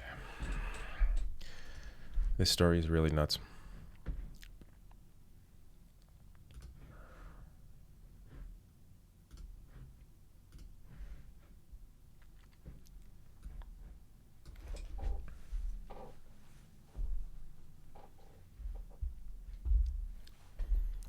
During a discussion on CNN, Joe Biden's surrogate Hillary Rosen attempted to lecture Nina Turner on MLK. This video is wild. And I'm also going to show you afterwards Bernie's response to this, as well as the actual MLK quote, just so we're clear, and also how this applies to Joe Biden. But first, watch this video. Well, it shouldn't scare people. I mean, it's very much in the tradition of President FDR. It's in the same spirit. It's in the spirit of the Reverend Dr. Martin Luther King Jr., who in his letter to the Birmingham jail warned us being the black community, about white moderates. You know, Nina referenced Dr. Martin Luther King before, saying that he said from the Birmingham jail that we should be concerned about white moderates. That's actually not what Martin Luther King said. What he said is we should be worried about the silence of white moderates. Are you kidding me? Nina, wait. Oh, she's making a language point. What he said was we should worry about the silence of white moderates. And what we have in Joe Biden is a man who is not silent. He has a long record, and many votes that in today's world feel like the wrong thing were the wrong thing, and he has discussed that over and over again. Chris, what Reverend Dr. Martin Luther King Jr. was talking about, he said it is the point that the white moderate wants things to be comfortable, and instead of focusing in on that, the bigger threat is not necessarily the white KKK member, but more the white moderate that is more comfortable with keeping things the same or pretending like there is no tension. Don't use Martin Luther King against Joe Biden. You don't have that. You don't have that standing. First of all, I'm sorry, you don't. Don't tell me what kind of standing I have as a black woman in America. How dare you? You have a lot of standing as a black woman in America. You don't have the standing to attack Joe Biden using Martin Luther King's words. I didn't attack anybody. You're taking it that way. Listen, don't dip into what I have to say about the Reverend Dr. Martin Luther King Jr. How dare you, as a white woman, sit up here and try to tell me, try to tell me what I'm supposed to feel and what I'm doing right now. I'm out of time on this. That's something, Chris, I didn't jump in on her, though. And then she wants to jump in on me. Okay. First of all, it's not nobody's jumping in on anybody. You guys are in the same party. This is what you guys have to figure out. All right. This is wild. Wild. So not only is Hillary Rosen 100% wrong, as I'm going to show you, Cuomo here, what is he doing?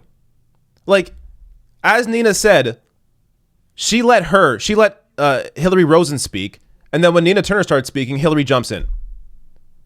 And the idea that she's telling Nina Turner she doesn't have the standing to talk about what Martin Luther King meant. Are you out of your damn mind? Now, before I get to the actual quote, just to be 100% clear here on who's actually correct, even though I think it's already obvious, but let me show you. Sanders responded to this on Twitter just recently. A viewer pointed this out, saying Joe Biden must accept responsibility for his surrogate telling our campaign co-chair, Senator Nina Turner, that she doesn't have the standing to invoke the words of Dr. King. That is unacceptable, and Joe must apologize to Nina and all the people of color supporting our campaign. Finally, the Bernie Sanders campaign comes out and fights back. This has been constant. People like Nina Turner, people like Bree Joy have been thrown under the bus the entire campaign by surrogates of other candidates. Finally, the campaign is reacting here and responding to this bullshit. Now, let me show you the actual quote. So, as Val tweets out here, no, he said, quote, the white moderate who constantly says, quote, I agree with you in the goal you seek, but I cannot agree with your methods of direct action, who paternalistically believes he can set the timetable for another man's freedom. Don't you dare try to tone police a black woman. So let me just read the actual, just so we are 100% clear here. This is Martin Luther King. I must confess that over the past few years, I've been gravely disappointed with the white moderate. I've almost reached the regrettable conclusion that the Negro's great stumbling, I can barely read this, so small, great stumbling block in his stride toward freedom is not the white citizen's counselor or the Ku Klux Klanner, but the white moderate. The white moderate who constantly says, I agree with you in the goal you seek, but I cannot agree with your methods of direct action, who paternalistically believes he can set the timetable for another man's freedom. The white moderate who constantly advises the Negro to wait for a more convenient season. Shallow understanding from people of goodwill is more frustrating than absolute misunderstanding from people of ill will. This is directly referencing a kind of figure like Joe Biden. The white moderate is Joe Biden. 100%. Nina Turner is correct here, obviously. Now, let me show you one more tweet here. This is from Nomiki Konst. It says Joe Biden does have a long record. So this is how it relates to Joe Biden. Joe Biden does have a long record, as my pal Hillary Rosen says, in being the architect of the crime bill, supporting the welfare reform bill, discriminatory housing and credit laws, being for the same charter schools as the NAACP is against. That's profit first Biden. Shall I continue? So it is just absolutely disgusting that the way Hillary Rosen treated Nina Turner on here, but it's also gross that Chris Cuomo didn't jump in when she was butting in over Nina Turner speaking. Or, I mean, also it would have been nice if he had the facts with him, if maybe he had a producer that could have looked this up during the conversation and gave him the information on air. That also would have been nice. But you know what? These billion-dollar media companies, I guess they don't have the resources to. It's unbelievable how actual facts are treated as put on equal footing as complete bullshit on cable news. They never look at these issues objectively. They never actually look at them from the factual perspective when it comes to the Democratic Party. Now, when it comes to Republicans, yeah, they're a little better. Cable news is a little better when it comes to CNN, MSNBC at critiquing Republicans and what they're doing.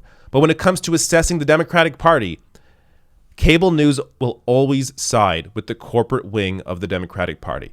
They will always side with the bullshit over facts, because the bullshit is what has allowed them to flourish, has allowed their wealth to amass, has given them the power. So they will never actually challenge the corporate wing of the Democratic Party because it actually just benefits them.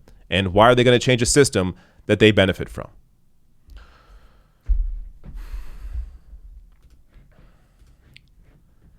It is crazy, the kind of bullshit that Nina Turner has had to put up with online, and that the narrative has been, oh, Bernie bros are the angry ones. It is fucking crazy. Now I just got demonetized. Though I think I swore earlier, so maybe it doesn't really matter at this point.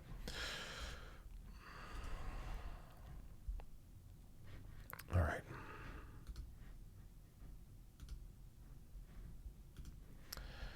What's next?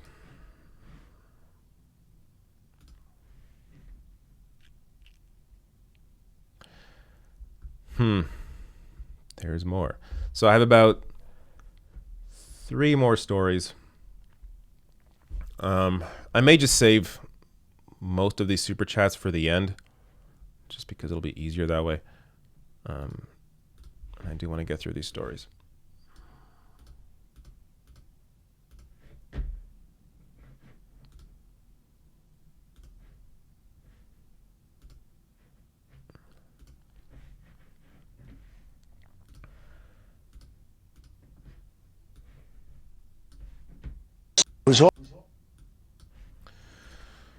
All right.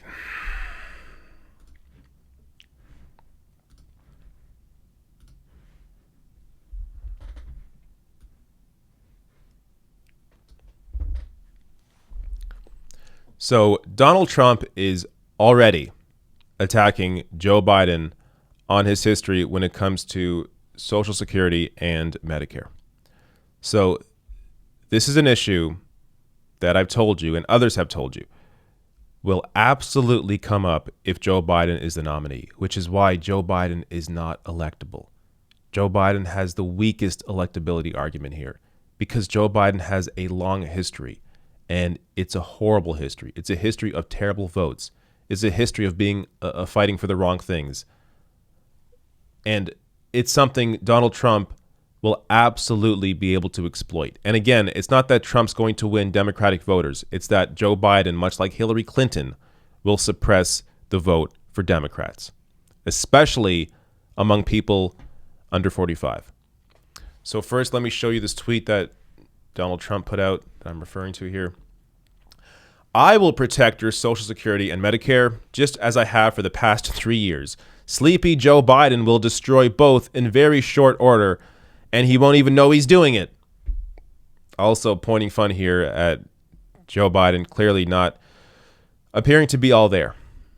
Now, look, when it comes to Trump, do I trust him here? No, of course not. And in fact, in their budget, in their 2020 budget, there were cuts, or there are cuts to Social Security and Medicare. But it's not going to matter when it comes to the matchup, because it's all about suppressing the Democratic base. If Trump can attack Biden in enough ways and show the evidence, it's not that Trump is just attacking Biden over things that aren't real. It's that, no, Trump can actually put clips of Joe Biden talking about cuts to Social Security. He can put that into an ad and attack Joe Biden and suppress the base. Now, that's one part of it. That's his record. And this is just one part of his record as well. I mean, there's the trade deals that Trump will attack Joe Biden on. There's the bankruptcy bill. There's his Biden's support of the Iraq War. I mean, go down the list. Biden has been on the wrong side of history on every major piece of legislation. This, though, this is the other half of it. So, as Bobby Lewis here tweets out, Fox and Friends plays a clip of Donald Trump attacking Joe Biden's mental capacity, ending with Brett Baer asking if Biden is damaged, because I guess Baer can't get away with saying brain damaged. So watch this. This is also going to be an attack on Joe Biden if Joe Biden is the nominee. It was all set for Bernie because I thought it was going to happen. We get ready for things, right? So mentally, I'm all set for Bernie. Communist, I had everything down. He's a communist. I was all set. And then we have this crazy thing that happened, right? On Tuesday, which he thought was Thursday.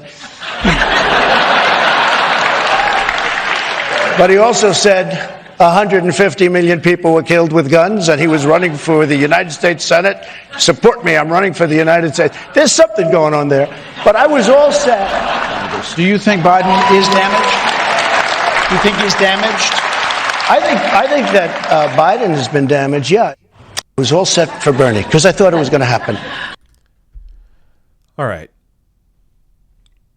These attacks, are going to come, and it's going to be relentless. And again, it's based in reality. Like, let's say most of what Trump says are lies, or he, twists the truth somehow, whatever it is, always makes the truth somehow benefit him, or lies to benefit him. But in this situation, he can actually take clips of Joe Biden doing the very things he said. Joe Biden did after on Super Tuesday, when Joe Biden won all those states. During his speech, he said Super Thurs instead of saying Super Tuesday. He caught himself, but things like that. And then he also mistook his sister for his wife. That happened during that speech. Actually, I think the Super Thurs thing may have been before Super Tuesday, but regardless, these are the kind of things that Joe Biden does on a constant basis. He did say, vote for me. I'm running for the Senate. And the sad thing about this is that some of this is like the way that Trump is presenting it, because Trump is a charismatic guy. He's a horrible, evil person, but he's a charismatic guy. Even when he called Bernie Sanders a communist, I laughed because of the way that Trump brought it up. How Trump, he was all psyched up for Bernie Sanders, going to call him a communist. Like, the way he presented that information, it was funny because Trump has charisma. And Joe Biden, look, maybe Joe Biden had charisma at one time. In fact, I'll admit that he did. There's a reason a lot of people like Joe Biden, despite the fact that he has a horrible record when it comes to his actual work in the Senate. But people like Joe Biden because he comes off as somebody, or in the past has come off as somebody who is, maybe could be your uncle, just, a nice dude, a nice old man. But he doesn't have it anymore. Joe Biden doesn't have it anymore. He's barely there. He can't perform the way that he once did. So not only is Biden's record horrible, but he now lacks the charisma that he once had. Just looking at Trump here, Trump will run circles around Joe Biden on a debate stage, let alone in the media, in the press when he's interviewed. Joe Biden hasn't even done any long-form interviews yet because his campaign knows if Joe Biden's in front of a camera for longer than 2 minutes, he's going to say something dumb. The Democratic Party is setting themselves up for disaster if Biden's the nominee. Now, again, I don't want to hit the alarm bells yet. 2/3 of the states haven't voted. If you're in a state that hasn't voted yet, get to work. Knock on doors, phone bank, get your friends and family out. Get everybody out. Make sure when you go and vote, you bring people with you that don't normally vote. And make sure they support Bernie Sanders. You have to nominate a candidate here that can actually go toe-to-toe with Donald Trump and is the antithesis of Donald Trump, is able to call Donald Trump out on all of his crap, all of his phony promises. Like, when Trump said, you'll all have health care in 2016, which was a complete lie. In reality, Bernie Sanders is the only one out of the three of them with an actual plan that guarantees health care to everybody. And that's just one example.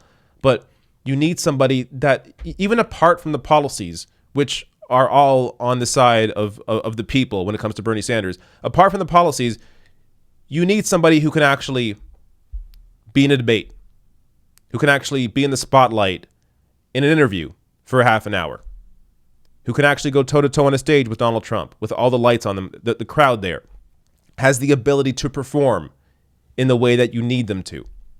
Joe Biden doesn't have that. If the party nominates Joe Biden, they are setting themselves up for a disaster.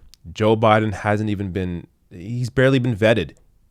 I haven't even mentioned the lies that Joe Biden's been telling that Trump, again, could easily use to suppress the base. Joe Biden lied about being arrested in South Africa trying to meet Nelson Mandela. Joe Biden lied about his involvement in the civil rights movement. These are two things easily put into a commercial to attack Biden, suppress the Democratic base. If Democrats nominate Joe Biden, it's very likely he will lose, which is why it is so important if you're in a state that hasn't voted yet, or if you're in a state that has voted and you have the freedom, the ability to maybe go to a state that hasn't voted yet and door knock with them, volunteer with them, then do it. Everybody has to ensure that Joe Biden is not the nominee and that Bernie Sanders nabs the nomination.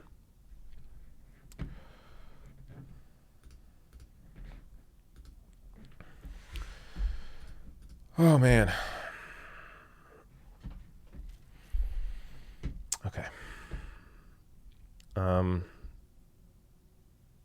Okay. I got two more stories, but let me take some super chats first since there were a lot coming in.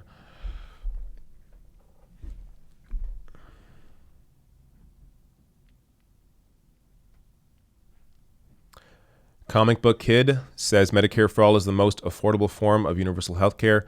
By paying insurance through taxes, the cost becomes progressive. Yep. Gotta refresh this.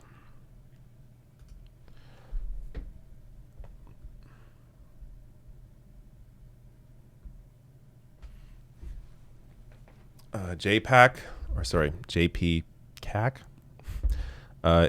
Message deleted, but the super chat is massive. That is a massive super chat. I'm not sure if that went through, as it was deleted, so maybe it didn't go through. But regardless, even if you thought about giving me that much in a super chat, thank you. That is incredibly generous. Travis Pearson says, if Bernie loses to Biden, who ends up taking the mantle for progressives in 2024, I honestly see no one that will be able to fill those shoes right now. Oh, I disagree with you. AOC, I think at that point, might just be old enough to be able to run. Rashida Tlaib, Pramila Jayapal, though she wasn't born in America, Ted Cruz wasn't either. So I think that's a dumb barrier to entry. It shouldn't stop her. I don't know. I know there's more. Ro Khanna. So there's definitely people that can take it on. But they're all in the House, basically. There's nobody in the Senate, I don't think. Dustin DPS says, why the hell isn't there a debate before Michigan? Good question. It just wasn't set up before. There was no rigging process here. There were a lot of debates this time. They just didn't have one before these next states, which is definitely disturbing. Tiger Uppercut says, did you see video of Biden using anti-Semitic slur? Yeah, I did. I don't have it ready here, but again, another video Trump can use to attack Biden if Biden's a nominee. Lindsey Bowman says, just saw comp vid of Joe being pushed out of 1980 race by the media. His lies were shocking. Exposing this could help change minds about nice guy Joe. Yeah. Is this the plagiarism stuff? I mean, there's a lot. So I've covered a lot of this. This is on a personal level. This part of the reason I'm also annoyed of Joe Biden being in this race still is that I made all of these arguments against him already during the summer when Joe Biden was the guy at the top for a while. Now I got to bring them all back out. I got to bring all those videos out that I have a big Bernie versus Biden comparison on YouTube, comparing their different votes and how they're just complete polar opposites. Now I got to upvote that video. I need to, or just put it out again as a new video, because all these arguments we've already made before, and now we got to make them all again and hope new people see them this time. It's just amazing anybody thinks Joe Biden's electable. It is way too risky. Eric Kaiser says, do you think that the Green New Deal goes far enough? I was at a Sunrise seminar with some Justice Dems, and the consensus of the experts was that we need more heavy regulation on, or market capture. For example, it takes 5 to 7 years to build a car, so any policy put in place will not come into effect until after the 2024 elections, assuming it lasts, given they're still repealing Obamacare. I haven't looked at it with a critical eye the way you have. Like, I think because the bar is so low, like the Green New Deal seems like enough because it is a $16 trillion, at least Bernie's is a $16 trillion plan. It takes care of workers in the transition. I'm sure there are things you can nitpick, like what you're pointing out here, for sure. So I'm sure there are definitely ways it could be improved. But with that said, as a whole, it is a lot closer to what needs to be done. Salt Fake News says Bernie can expose Biden's brain without speaking about it directly, but rather forcing him to reach into the recesses of his mind for specific details. Yeah, I mean, he could. I'm not sure when he would have the opportunity to do that. Maybe on a debate stage, but usually they don't allow too much back and forth. But who knows? Susan Beaver says same percentage of the bigger 2020 turnout is more youth. Sorry, same percentage of the bigger 2020 turnout is more youth. I'm not really registering your sentence. But when it comes to turnout, yeah, you need the youth to turn out in 2020 in the general. And in fact, more youth are coming out in the primary, but the percentage is not as big as last time. So while there are a lot more young people voting this time than in 2008, as a percentage of the total vote, it's not as big as it was before, but there's still more of them coming out, and more will come out in the general if you have Bernie Sanders on the ticket, who actually excites young people. Joe Biden tells millennials to go to hell. Another piece of how Trump could sink Biden. David K says Hillary documentary is out on Hulu today. I don't care. Trending on Twitter, hashtag Hillary on Hulu, and she's bashing Bernie. Of course she is. She can go fuck herself. I don't care. The thing with, no one even likes Hillary. Like, at the height of Hillary's attacks on Bernie Sanders in January, he gained support during those attacks. While all the media was focused on Hillary attacking Bernie, Bernie Sanders was increasing his support. So, didn't even hurt him. Nobody actually likes Hillary Clinton. Marco sends me 10 euros. Thank you. Radzoso says the nurse on the nurse story, if she was wearing proper equipment and still got sick, that's a problem. Also, AOC had a great interview on Seth Meyers. I got to check that out. And yeah, it is weird that she was wearing the proper equipment and still got sick.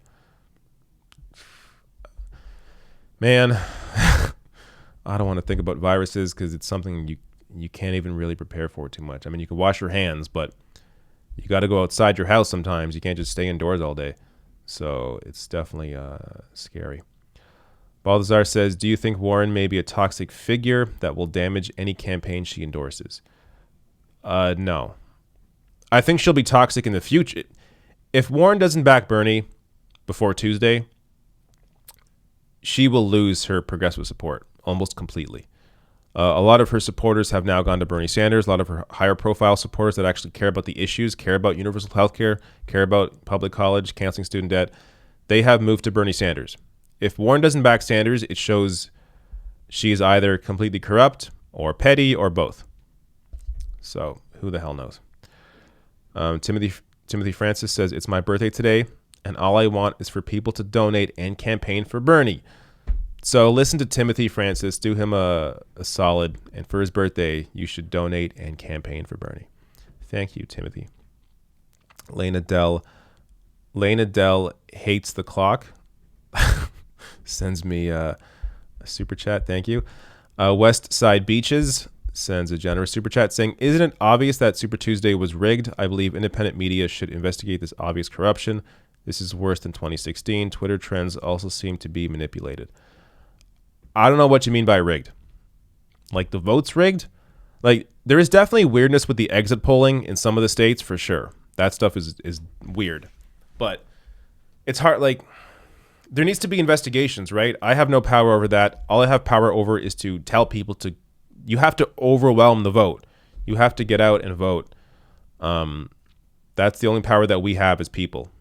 So don't focus too much on stuff you can't control, because you can't control that stuff. Focus on what you can do and do that. Juno H says Warren and Yang to endorse Bernie, Tulsi as VP pick to bring centrist and conservative crossover. Wait, what? Warren and Yang to endorse Bernie, Tulsi as VP pick, bring centrist and conservative crossovers. All of that is a complete pipe dream. All of it. Warren is likely not going to endorse Bernie because of everything I said already. She's never shown a willingness to challenge the Democratic establishment publicly. Andrew Yang, if you've seen his coverage on CNN, his commentary on CNN, he's basically regurgitating corporate talking points. So I don't see Yang backing Bernie. Tulsi as VP pick is very unlikely because she voted present on impeachment. That's a huge potential to suppress Democratic voters if you have a VP pick that voted present on impeachment. And you're not going to attract Trump voters. The Democratic argument is that you're going to bring out, as Bernie Sanders, you will bring out more people to vote that didn't vote last time. Young people, working class people, independents. If you try to get Trump voters, you're not going to do that. You're going to lose. No Trump voter is going to vote for Bernie Sanders over Donald Trump, regardless of who's on the ticket with him. Regardless if Tulsi is the VP, they're not going to go and vote for Sanders over Trump. So, and the few that will are like tiny portion of the electorate. The actual voters that you need to win are the young people, and you do that with an engaged movement. All right, maybe I should stop there. What is my next story? This is I'm actually, to be honest with you, I thought this was going to be a short stream. It's been a little longer than I thought. Not that I'm complaining. Okay, I'm going to set up my next story.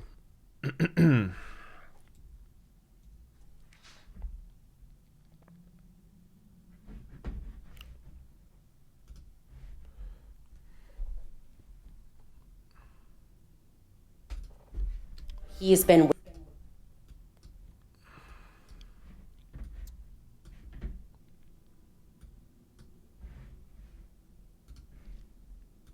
You're probably 50 or 100,000.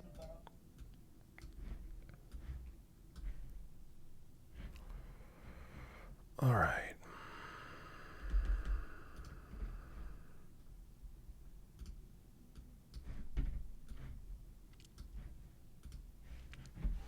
All right, this is a cool one. A positive story. A rare positive story today.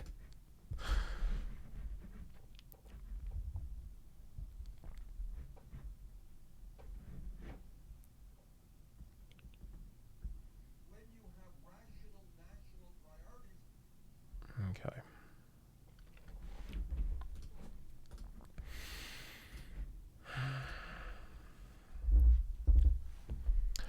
So there is some good news for the Bernie Sanders campaign, as exit polls show that LGBTQ voters are overwhelmingly with Bernie Sanders.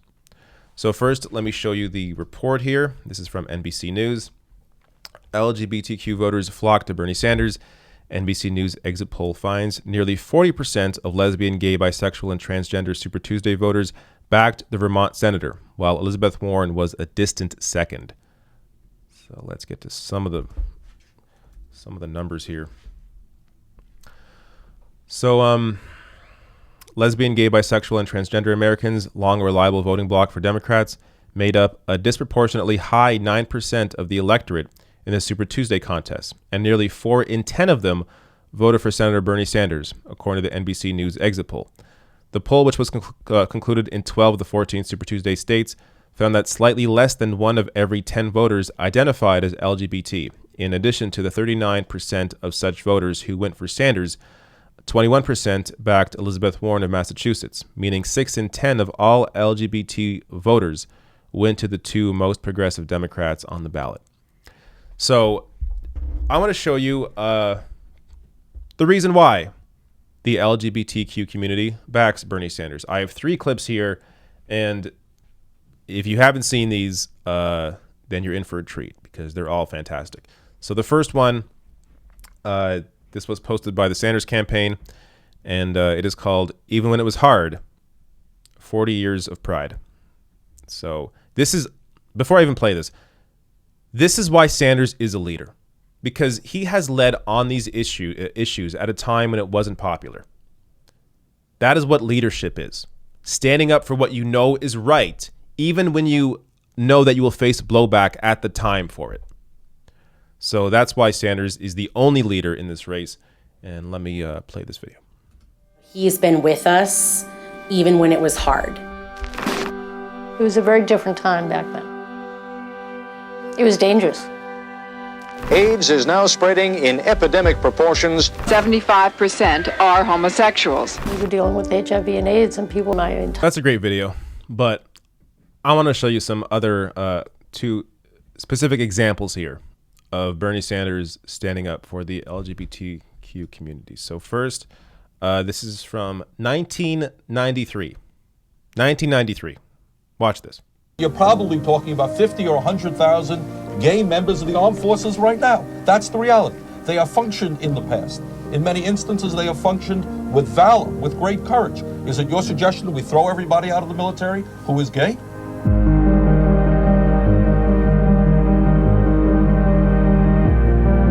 I worry about discriminating against people for any reason, whether it's economic or color, but sexual preference is one I don't quite fully understand. I figured that out too.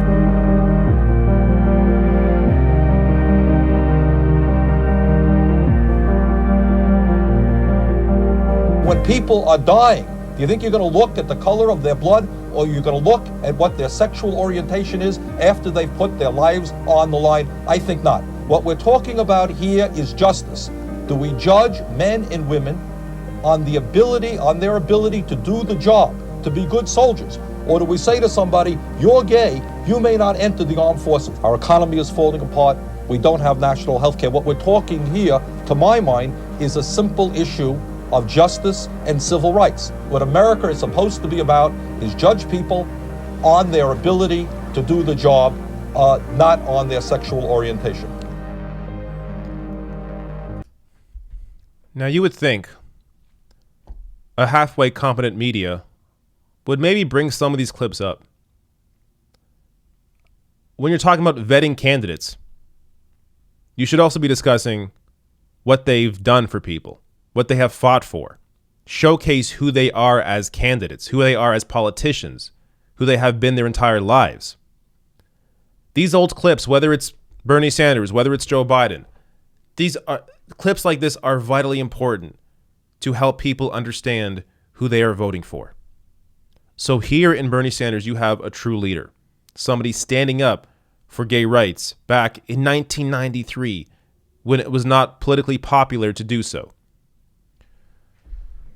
Another one. And by the way, during this time, Elizabeth Warren was a Republican, and Joe Biden was also anti-gay.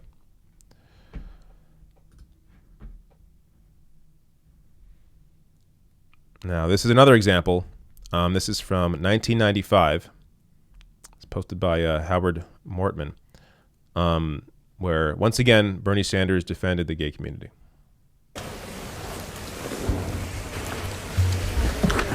Now, my ears may have been playing a trick on me, but I thought I heard the gentleman a moment ago say something, quote unquote, about homos in the military. Was I right in hearing that expression? Absolutely. Putting homosexuals in the military. You said something about homos in the military. Was the gentleman referring to the many thousands and thousands of gay people who have put their lives on the line in countless wars defending this country? Was that the group of people that the gentleman was referring to? I'm talking about the military people in the military do not support. That's not what we were talking about. You used the word homos in the military. You have insulted thousands of men and women who have put their lives on the line. I'm talking about you and liberals like you that keep the foreign defense.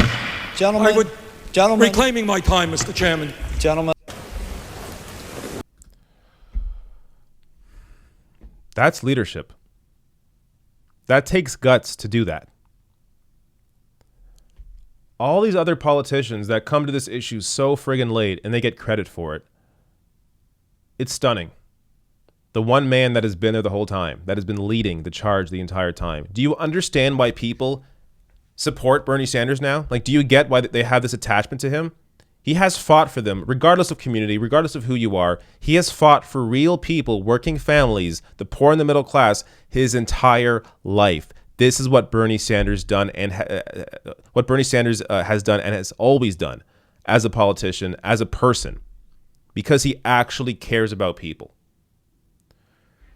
You have the opportunity here to nominate a true leader, a rare leader, someone that actually has been on the correct side of issues long before anybody else was, and has done so in public life, where he could get backlash for taking positions like this back in 1993. So vote wisely, because not only are you picking someone who will defeat Donald Trump, and Bernie Sanders is the only electable one here. Joe Biden, as I've discussed in many other segments, Joe Biden, his history of being on the wrong side of issues, being on the wrong side of this issue out of many other issues, the wrong side of the Iraq War, the bankruptcy bill, trade deals, go down the list. Trump will suppress the Democratic vote because Trump will attack Biden the same way that he attacked Hillary Clinton. They are very similar, Biden and Hillary are, when it comes to the record. Bernie Sanders, Trump can't attack Bernie Sanders the same way. Bernie Sanders actually has been consistent, is authentic, actually cares about people, has a real plan to help people, has been a leader his entire life. And on top of all of that, Bernie Sanders excites younger voters out to vote, excites independents, excites working people. The very voters that did not come out in 2016 that you need in 2020 to win the election. Joe Biden does not speak to those people, especially younger people. So, and older voters, like in case you're wondering, oh, but then won't older voters stay home if Bernie's the nominee? No. Older Democratic voters are voters that come out regardless. They are blue no matter who voters. The people that voted for Hillary Clinton in 2016, the vast majority of them will come out for the Democratic nominee regardless of who it is.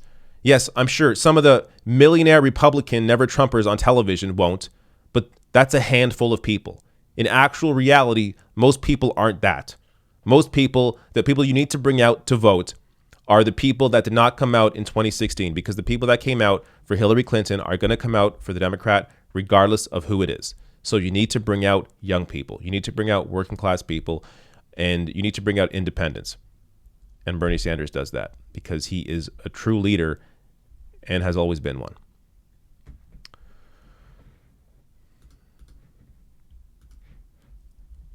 Okay. One quick thing. I'm just about done here. Then I'll take all the super chats. I'm just going to show you. So I usually do polls of the week. This week I only collected one poll, honestly, because I didn't see many polls. But as I'm going to show you, it's a little depressing. All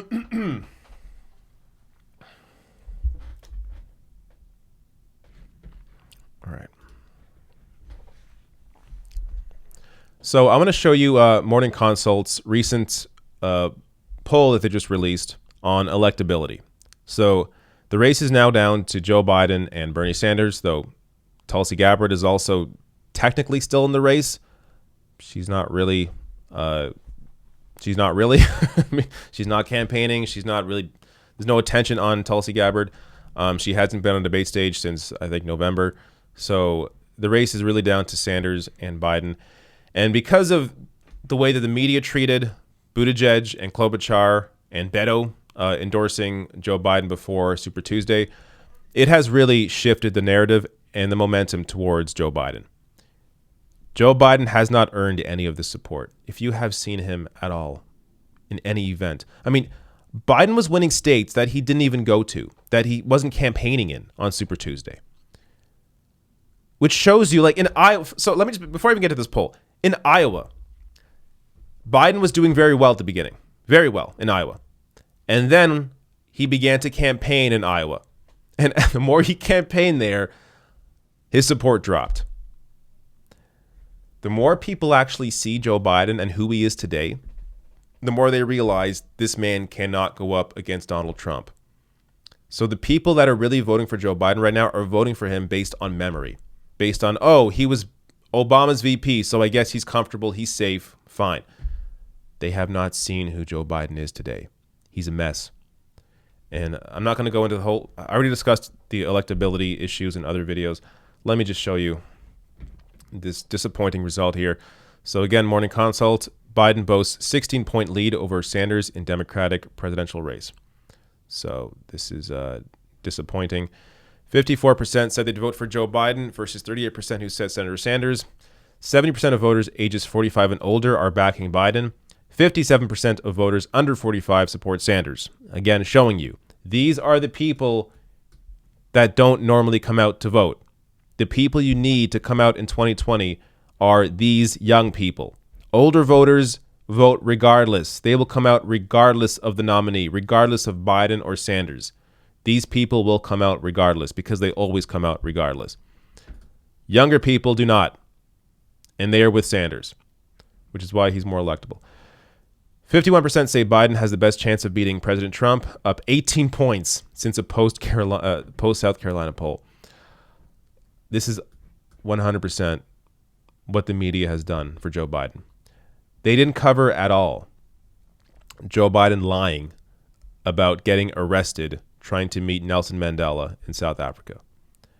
If Bernie Sanders or really any other candidate made that lie, it would have been huge news. Joe Biden did it, no big deal. And the reason it matters is because it's the kind of fuel that Donald Trump will be able to use in attack ads against Joe Biden in the fall. There is countless reasons or ways Donald Trump can attack Joe Biden and suppress the Democratic base. So let me just show you the graphs here. Biden cements lead in the race. So you see here, Joe Biden 54, Sanders 38. Gabbard, 2%. It'd be nice if that 2% can go up to here. But, you know, it's not a huge deal since she isn't taking all that much anyways. Other 6%, I'm not sure where that vote's going to. And let me scroll down. Perceptions of electability have also changed. So after seeing Biden win a bunch of states, people are going to think, oh, he's more electable. Even though a lot of the states that Biden won are states that are not going to shift or are not going to move to Democrats anyways in a general election matchup. But that's what winning will do to the perception. So 51 here. Sanders has dropped off a little bit. Once at 34. 34 was post Nevada. And then now down to 28. All right. So that's it. Let me take all of the super chats. All of them. Where did I stop? Always fun trying to find out where I stopped. I think I stopped here.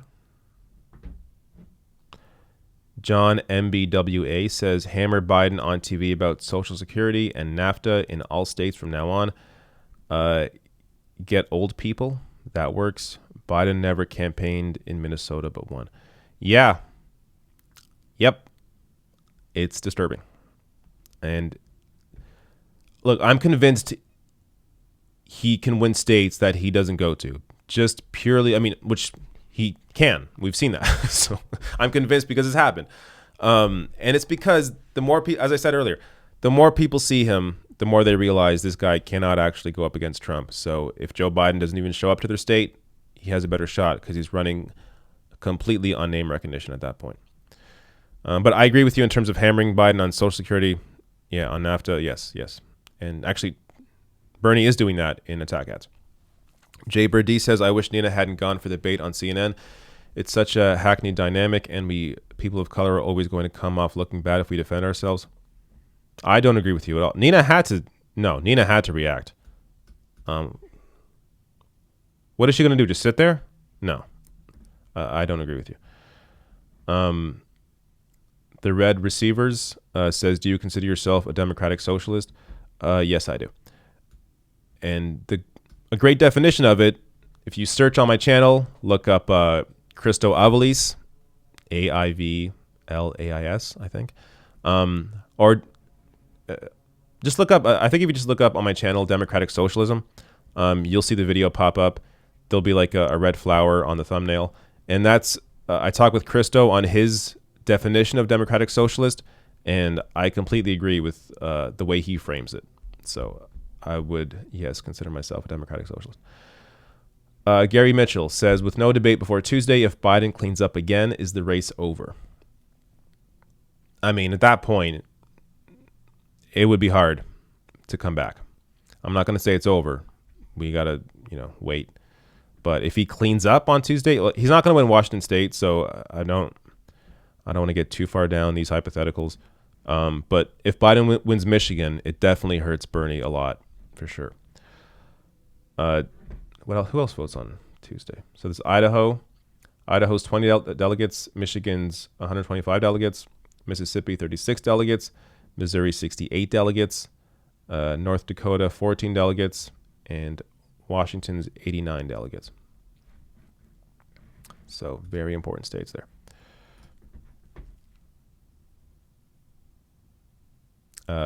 Gary Mitchell. Wait, no, I just read that. Tiger Uppercut says, imagine Trump versus Biden debate, 90% unintelligible. Yeah. And the sad part is Biden would look worse in that debate. Trump, at least, again, as I was saying earlier, Trump at least has some charisma left. Like, he's a horrible, evil, disgusting person, Trump is. But he's able to get reactions out of crowds. He can be even comical. And Biden, the only time that Biden's comical is when he screws up a sentence or thinks his wife's his sister. And that isn't the good kind of comical when it comes to a candidate. Balthazar says, what about Stop DNC Elder Abuse? I don't know what that is. What about hashtag Stop DNC Elder Abuse? I don't know what that is. Sharon Formation says, do you think it's fishy that the states Bernie won still aren't 100% reporting while Biden's is, and Biden's delegate counts are still going up? Somebody else asked that earlier. I haven't paid too close attention. California is a big state, so it takes longer to count it. But I think someone said that like Colorado isn't counted yet. Yeah, it is weird. Yeah, 100%. It's weird. And the exit polling is also weird. But we have no control over it, right? I have no control over it. The only control I have is hopefully educating people to vote the correct way, vote in their best interests. That's all I can do. Aaron M. says, only right-wing mainstream media covering Biden saying Beto will lead gun control for his administration. Not good for left and IND gun owners / enthusiasts, independent gun owners and enthusiasts. Sad mainstream media skewing. I don't know how to respond to that. Look, because if your vote is based on guns, if it's based on guns, you're not going to vote for the Democrat anyways, regardless of who it is. So I don't really see the benefit of trying to reach out to gun owners on the left. Like, I know that's a segment of people, but I don't think it's not like, I would hope those people that are on the left care more about everything else. Like, not even just, healthcare, obviously, education, climate change, but also just culturally. Like, the damage that Trump has done culturally, I would hope also plays into it. So I don't know if it makes sense to, I don't think it makes sense to attack a Democratic candidate over their support for gun control. M. Mockable says, OMG, a Biden bro, but that's okay, huh? I think a lot of these are from when I was doing the Nina Turner video, I think. Sky Barks chat just sends a crazy swirly eye face. Again, I think this was possibly during that Nina CNN video with Hillary Rosen. John Crow says another $5 due to demonetization. Thank you, John. Thank you. Yes, it sucks when videos get demonetized. Eric Burr, thank you for the super chat. Henry Volt says, God, I don't want 6 months of this. Joe versus Trump is going to be one big horrific joke of all the news networks arguing about who's more corrupt and senile. Yeah, it will. So let's not go down that future. Stephen Daedalus says, did you see the Hills article on swastika at Sanders rally? Yes, I did a video on it today. It's the video before this one. So check out my coverage of it.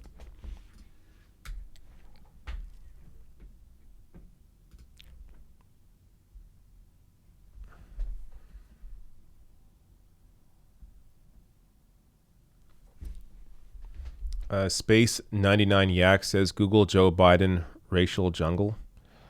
I'm not going to right now, but if somebody else wants to, they can. Danny O'Brien says, Biden never had it. I'm 72. He's a hack. We may be overthinking it. Seems to me that a whole lot of low info Dem voters, any blue will do, didn't make up the minds until March 3rd. Your thoughts? Hashtag Tulsi 2024. I think you're right. I think a lot of people didn't make up their minds until Super Tuesday. There definitely was that, contingent of voters that hadn't yet decided who they're going to vote for. And when they saw Biden win a bunch of states, they figured, I guess that's the guy. But if they had paid attention to anything else that Joe Biden had done, it may have changed their minds. Tender Lungs says, Vlad TV uploads flashbacks all the time. Do it. Oh, you mean like old videos? I should do more of those old videos. Like old Bernie videos and stuff. Old Biden videos. I mean, I have a, as I said this earlier, but I have a comparison video. Biden versus Bernie. This is maybe like 9 months old now, but it's a lot of old videos of each of them. I spent like a week on this video because I was like researching it for an entire week, compiling all this information, all these clips.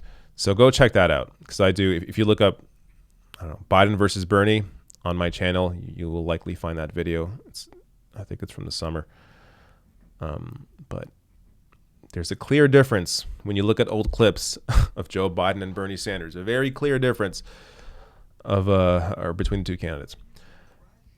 William Boehner says, corporate media hacks make it very difficult to defend them from Trump vitriolic anti-First Amendment rhetoric, but mess with the second, get shot. Hashtag sad. Tender Lung says Bernie has to win over black boomers or he's probably going to lose, especially if Biden picks Harris or Abrams. Bernie should announce Turner as VP too. Yeah, the early announcing of VP thing is interesting because if Bernie did it now, it could help him depending on who it is. I do think it should be someone like Nina Turner or Barbara Lee or Rashida Tlaib. But Biden's just going to react and pick Harris or Abrams, which are, for cable news, bigger names for them. So it may even have more of an impact and actually end up helping Biden in that sense. So I don't know if it's smart to pick a VP this early. And Justin Anderson says, will the DNC give Biden the debate questions? I don't think so. I mean, it depends. No. Well, so the DNC doesn't have the debate questions. The networks do, which is why Donna Brazile, she was with CNN. Wait, what happened with that? I forget that whole situation now. No, she was with CNN, right? I think she was with CNN, and then she was the DNC interim chair afterwards, I believe. But I think she was with CNN when she had those questions and gave them to Hillary Clinton. Amy the Third says, if Warren doesn't endorse Bernie before Tuesday, do you think Bernie should announce Nina as his VP pick to help boost his appeal? Second question about that. If Warren doesn't endorse Bernie by Tuesday, yeah, maybe he should do something like that. He's got to do something at that point. But I don't know if... Here's the thing. People that love Nina and they already support Bernie Sanders, which is why picking an early VP pick, it may just come off as desperate unless it's somebody that you wouldn't normally think would be Bernie's VP. Or if it's Elizabeth Warren, which, again, I don't want Warren as VP, but if it's to win back the momentum, then it's worth it to win the nomination. Casual Thirst says the exit polls are off because the absentee vote isn't counted. Pretty sure Tom Hartman said that. That's a good point. I hadn't thought about that. So hopefully that's the case. I do feel like we would be hearing, like, look, I know the media at large, or I should say cable news, is pretty bad. But when it comes to the New York Times or the Washington Post or other places that actually do real journalism sometimes and not just analysis, I'm not talking about their opinion piece. I'm talking about actual like journalism that these papers do. They do look into stuff like that. So if there was an actual issue with the results, I think we would hear about it. So Tom Hartman saying that it's because of absentee ballots, I think does make sense. Matt W. says, I joined the stream late. Did you cover Biden's long history of lies, deceit, and plagiarism at college and in speeches? He's never been trustworthy. I have covered his plagiarism in at least 2 different videos in the past, maybe even 3. I didn't do it in this stream, but I have done it. Marco says, in Italy, economic activities are halting in order to stop coronavirus. For workers without wage support, it's a disaster. It is ridiculous. In this situation, you should only worry to not become sick. Yeah, that's disgusting. It's me, John B. says, what if Bernie releases a similar video, but with media personalities like Cooper and Maddow? Cooper. Oh, Anderson Cooper. I'm like, who's Cooper? What if Bernie releases a similar video, but with media personalities like Anderson Cooper and Maddow telling their story with the LGBT Bernie message, since the mainstream media doesn't want to report on it? Well, Anderson Cooper and Maddow would never agree to being in a Bernie video. Is that what you're saying? So yeah, that would be looked at as being biased, and I don't think they would do it anyways. To be honest with you, I think they prioritize their class interests over anything else. Waldemar says, David, you didn't even see Hillary Rosen's apology tweet where she perpetuated the stereotype and stated to her follower, don't attack angry black women. She has since deleted her tweet. Insane. Yeah, I didn't put that in my coverage because I wanted to focus more on the video and how wrong she was there. But yeah, there was that quote-unquote apology, as you say. She ended up deleting it and apologizing, but Hillary Rosen seriously has some issues. JCG Irvin says, it's just amazing to see this happen. The role of the mainstream media from New York Times to MSNBC, a complete propaganda fest, purely to defeat Bernie. What changes this? Time changes it. It takes a long time. But younger people are watching YouTube, Twitch, are getting their information from other sources like, Current Affairs, Jacobin, New Republic, different websites, Twitter. So it just takes time. Unfortunately, there's no quick fix. 1 second. I got to check my phone. I'll be right back and finish these super chats.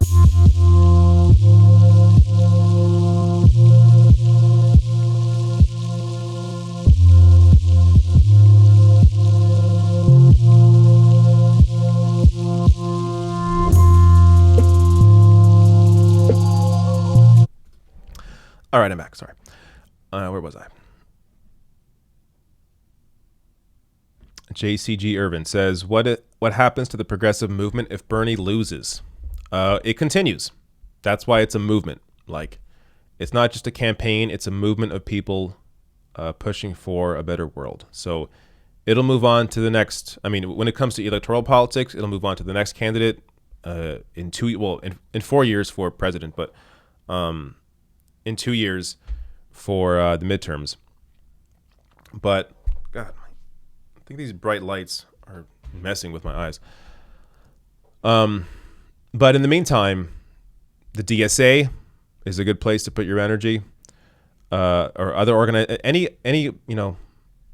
organizations that are looking to help people, help society, change society, improve society. That's where a lot of that energy should go. I also think, in this scenario where he loses, if that happens, I also think Bernie will be a leader in kind of steering people towards where they should go. And if Trump's president again, I think Bernie will hold rallies to bring some energy into what we should be pushing for. And even if Biden wins, I think he'll do the same thing. Lexivian says what Bernie needs to do now above all else is shift in tone and energy. He needs just a bit more of an edge to speak with a little more authenticity. He's been leaning towards Clark Kent, but now he needs to be Superman. I think you put that well. And very generous super chat, thank you.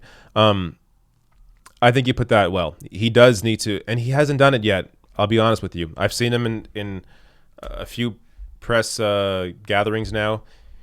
He has to change his message a little bit.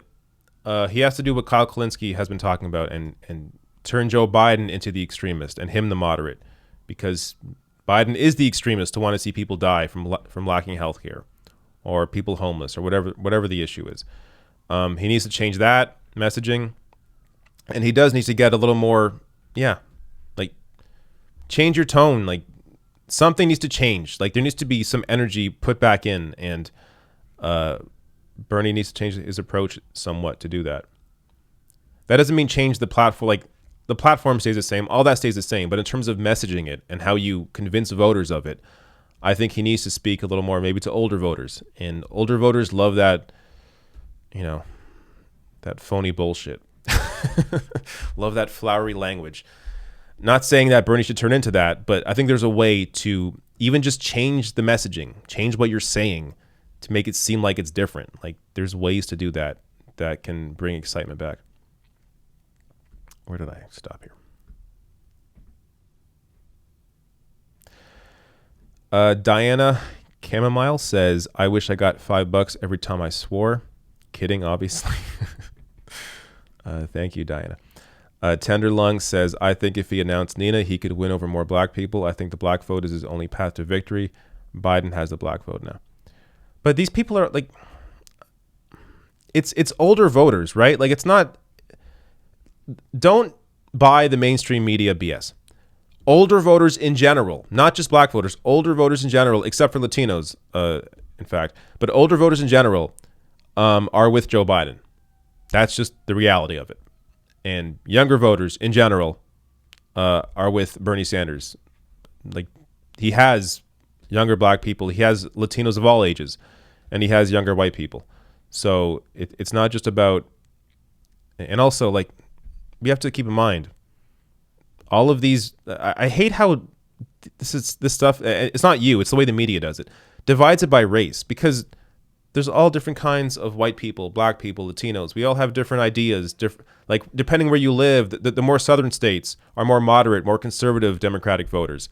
So yeah, they're going to support Joe more. They're also older voters generally. So yeah, they're going to support Joe Biden more. Like that's just how that works. And to act like, the black vote or the white vote or the Latino votes all one thing is just wrong. Space 99 Yak says, Biden racial jungle a part of your vet video. Biden. What? Biden racial jungle a part of your vet video. Then you say Biden again. I don't know what you're saying. But thank you. Dude Man says, what if Bernie released an ad about Joe's lies? He has. Oh wait, not those lies. He's released videos about Joe on Social Security and Medicare. But no, I agree with you. Release ads on everything. Ryan Sipes says, do you think having Pete and Amy endorsements no longer being super recent and having Warren drop out will help Bernie next Tuesday?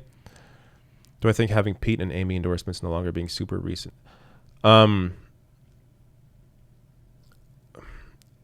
So in a way, yes. But like Biden already has the momentum from that. So he doesn't even necessarily Biden doesn't need another boost the way he needed it on Super Tuesday. So he's kind of just riding the wave right now, which is why Bernie has to change that momentum. And he could do that with a Warren endorsement or something else big. But if he doesn't have anything to announce, it's going to be hard to change that momentum. Okay, we're nearing the end here. This is a long stream. I just realized. So there's like a minute delay. Make sure your super chat, if you want to get a super chat in, make sure it's in as soon as possible, because I may not read it if you're late. Just warning you now. Shelby Hall says we need to join together to strategically target Democrats to beat, but also to investigate. Lots of secrets out there that we need to bring to light. And amateurs, it's cutting off your name here. After Bernie, we need to be careful and filter out the fake progressives like Ayanna Pressley in the future. We can't have another Warren situation. Look, there are worse Democrats, much worse Democrats than Elizabeth Warren and Ayanna Pressley. So I don't even necessarily agree with you because AOC, Rashida Tlaib, Ilhan Omar can definitely court an Ayanna Pressley vote, but they can't court a Henry Cuellar vote. So think of it that way. Like think of who can actually be won over in the House and in the Senate. So I don't necessarily agree with you in what you're saying here. Greed Fatigue says, remember what Gabbard did to Harris in the debate. Remember what Warren did to Bloomberg. Things can change very quickly. Bernie needs to take out Biden in the next 2 debates in a similar fashion. Yes, unfortunately, the next debate isn't until after Tuesday.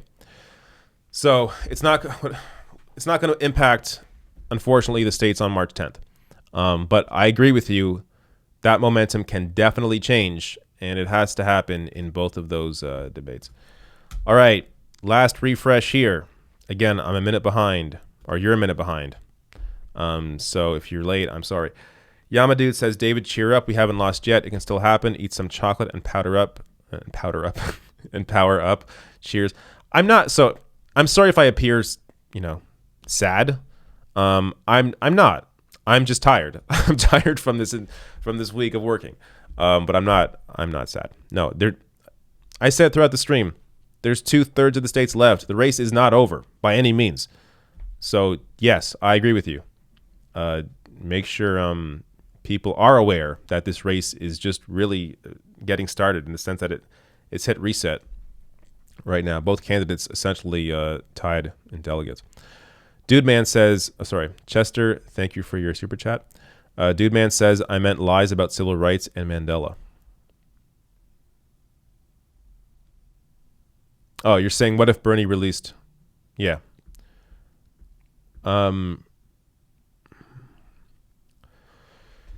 The only issue, no, I agree with you. That needs to be addressed, but it almost needs to be addressed by the media. That's the media's job to do that. Because it's not a policy-based issue, I don't know. I agree with you. There's no downside to releasing ads about Biden's lies on civil rights and Nelson Mandela. I just don't know if it's going to work at this point, but I could be wrong. It has to be communicated in a way where it's this is how Trump will attack Biden. If it's communicated that way, then yes, I can see how that would work. Evie Levy, message deleted. Thank you, Evie, for your deleted message. All right, time to go. Thank you all so much for coming to another live stream every Friday, 3 p.m. Eastern. As I said at the beginning of the stream, I'm doing more now on Twitch as well. I've been covering a lot of the primaries live on Twitch. I'm a little looser on Twitch, I gotta say. I'm not sure if that's good or not, but I am a little looser on Twitch. And I will hopefully be playing. I keep saying I'm going to play games on Twitch. I haven't really done that yet. I've done a bit of that, but not too much. But maybe more of that coming up, since I really do need to ease my mind from all this negativity. But with that said, follow me on Twitch, and a reminder again, therationalnational.com/join. That's the Patreon page. The link to that is also below the video in the description box, along with other links to help support the show, and along with a link to the Twitch page. So thanks again for coming. I think I'm hearing more. Okay. You guys are late, but you're lucky. I heard your super chats come in, so I'll grab them quickly. Chester Adlin says, what happens to delegates of dropped out candidates? So that gets dealt with at the convention. And I believe delegates are sort of allowed to do what they want. Now, they can be kind of directed by the campaign or the candidate, but they have, from my understanding, they have full control over what happens with those delegates. So I basically, there aren't that many anyways from Warren and Bloomberg and anybody else, like Buttigieg. So the fight really is like who will have the most delegates at the convention, regardless of what happens to those delegates that dropped out. Like between Bernie and Biden, who will end up at the convention with the plurality? And Biden's going to have to win a plurality, or there's going to be, or Bernie wins it. And if they try and steal it, there's going to be issues. Ian A., thank you for your super chat as well. All right. Thank you all for coming. See you next week.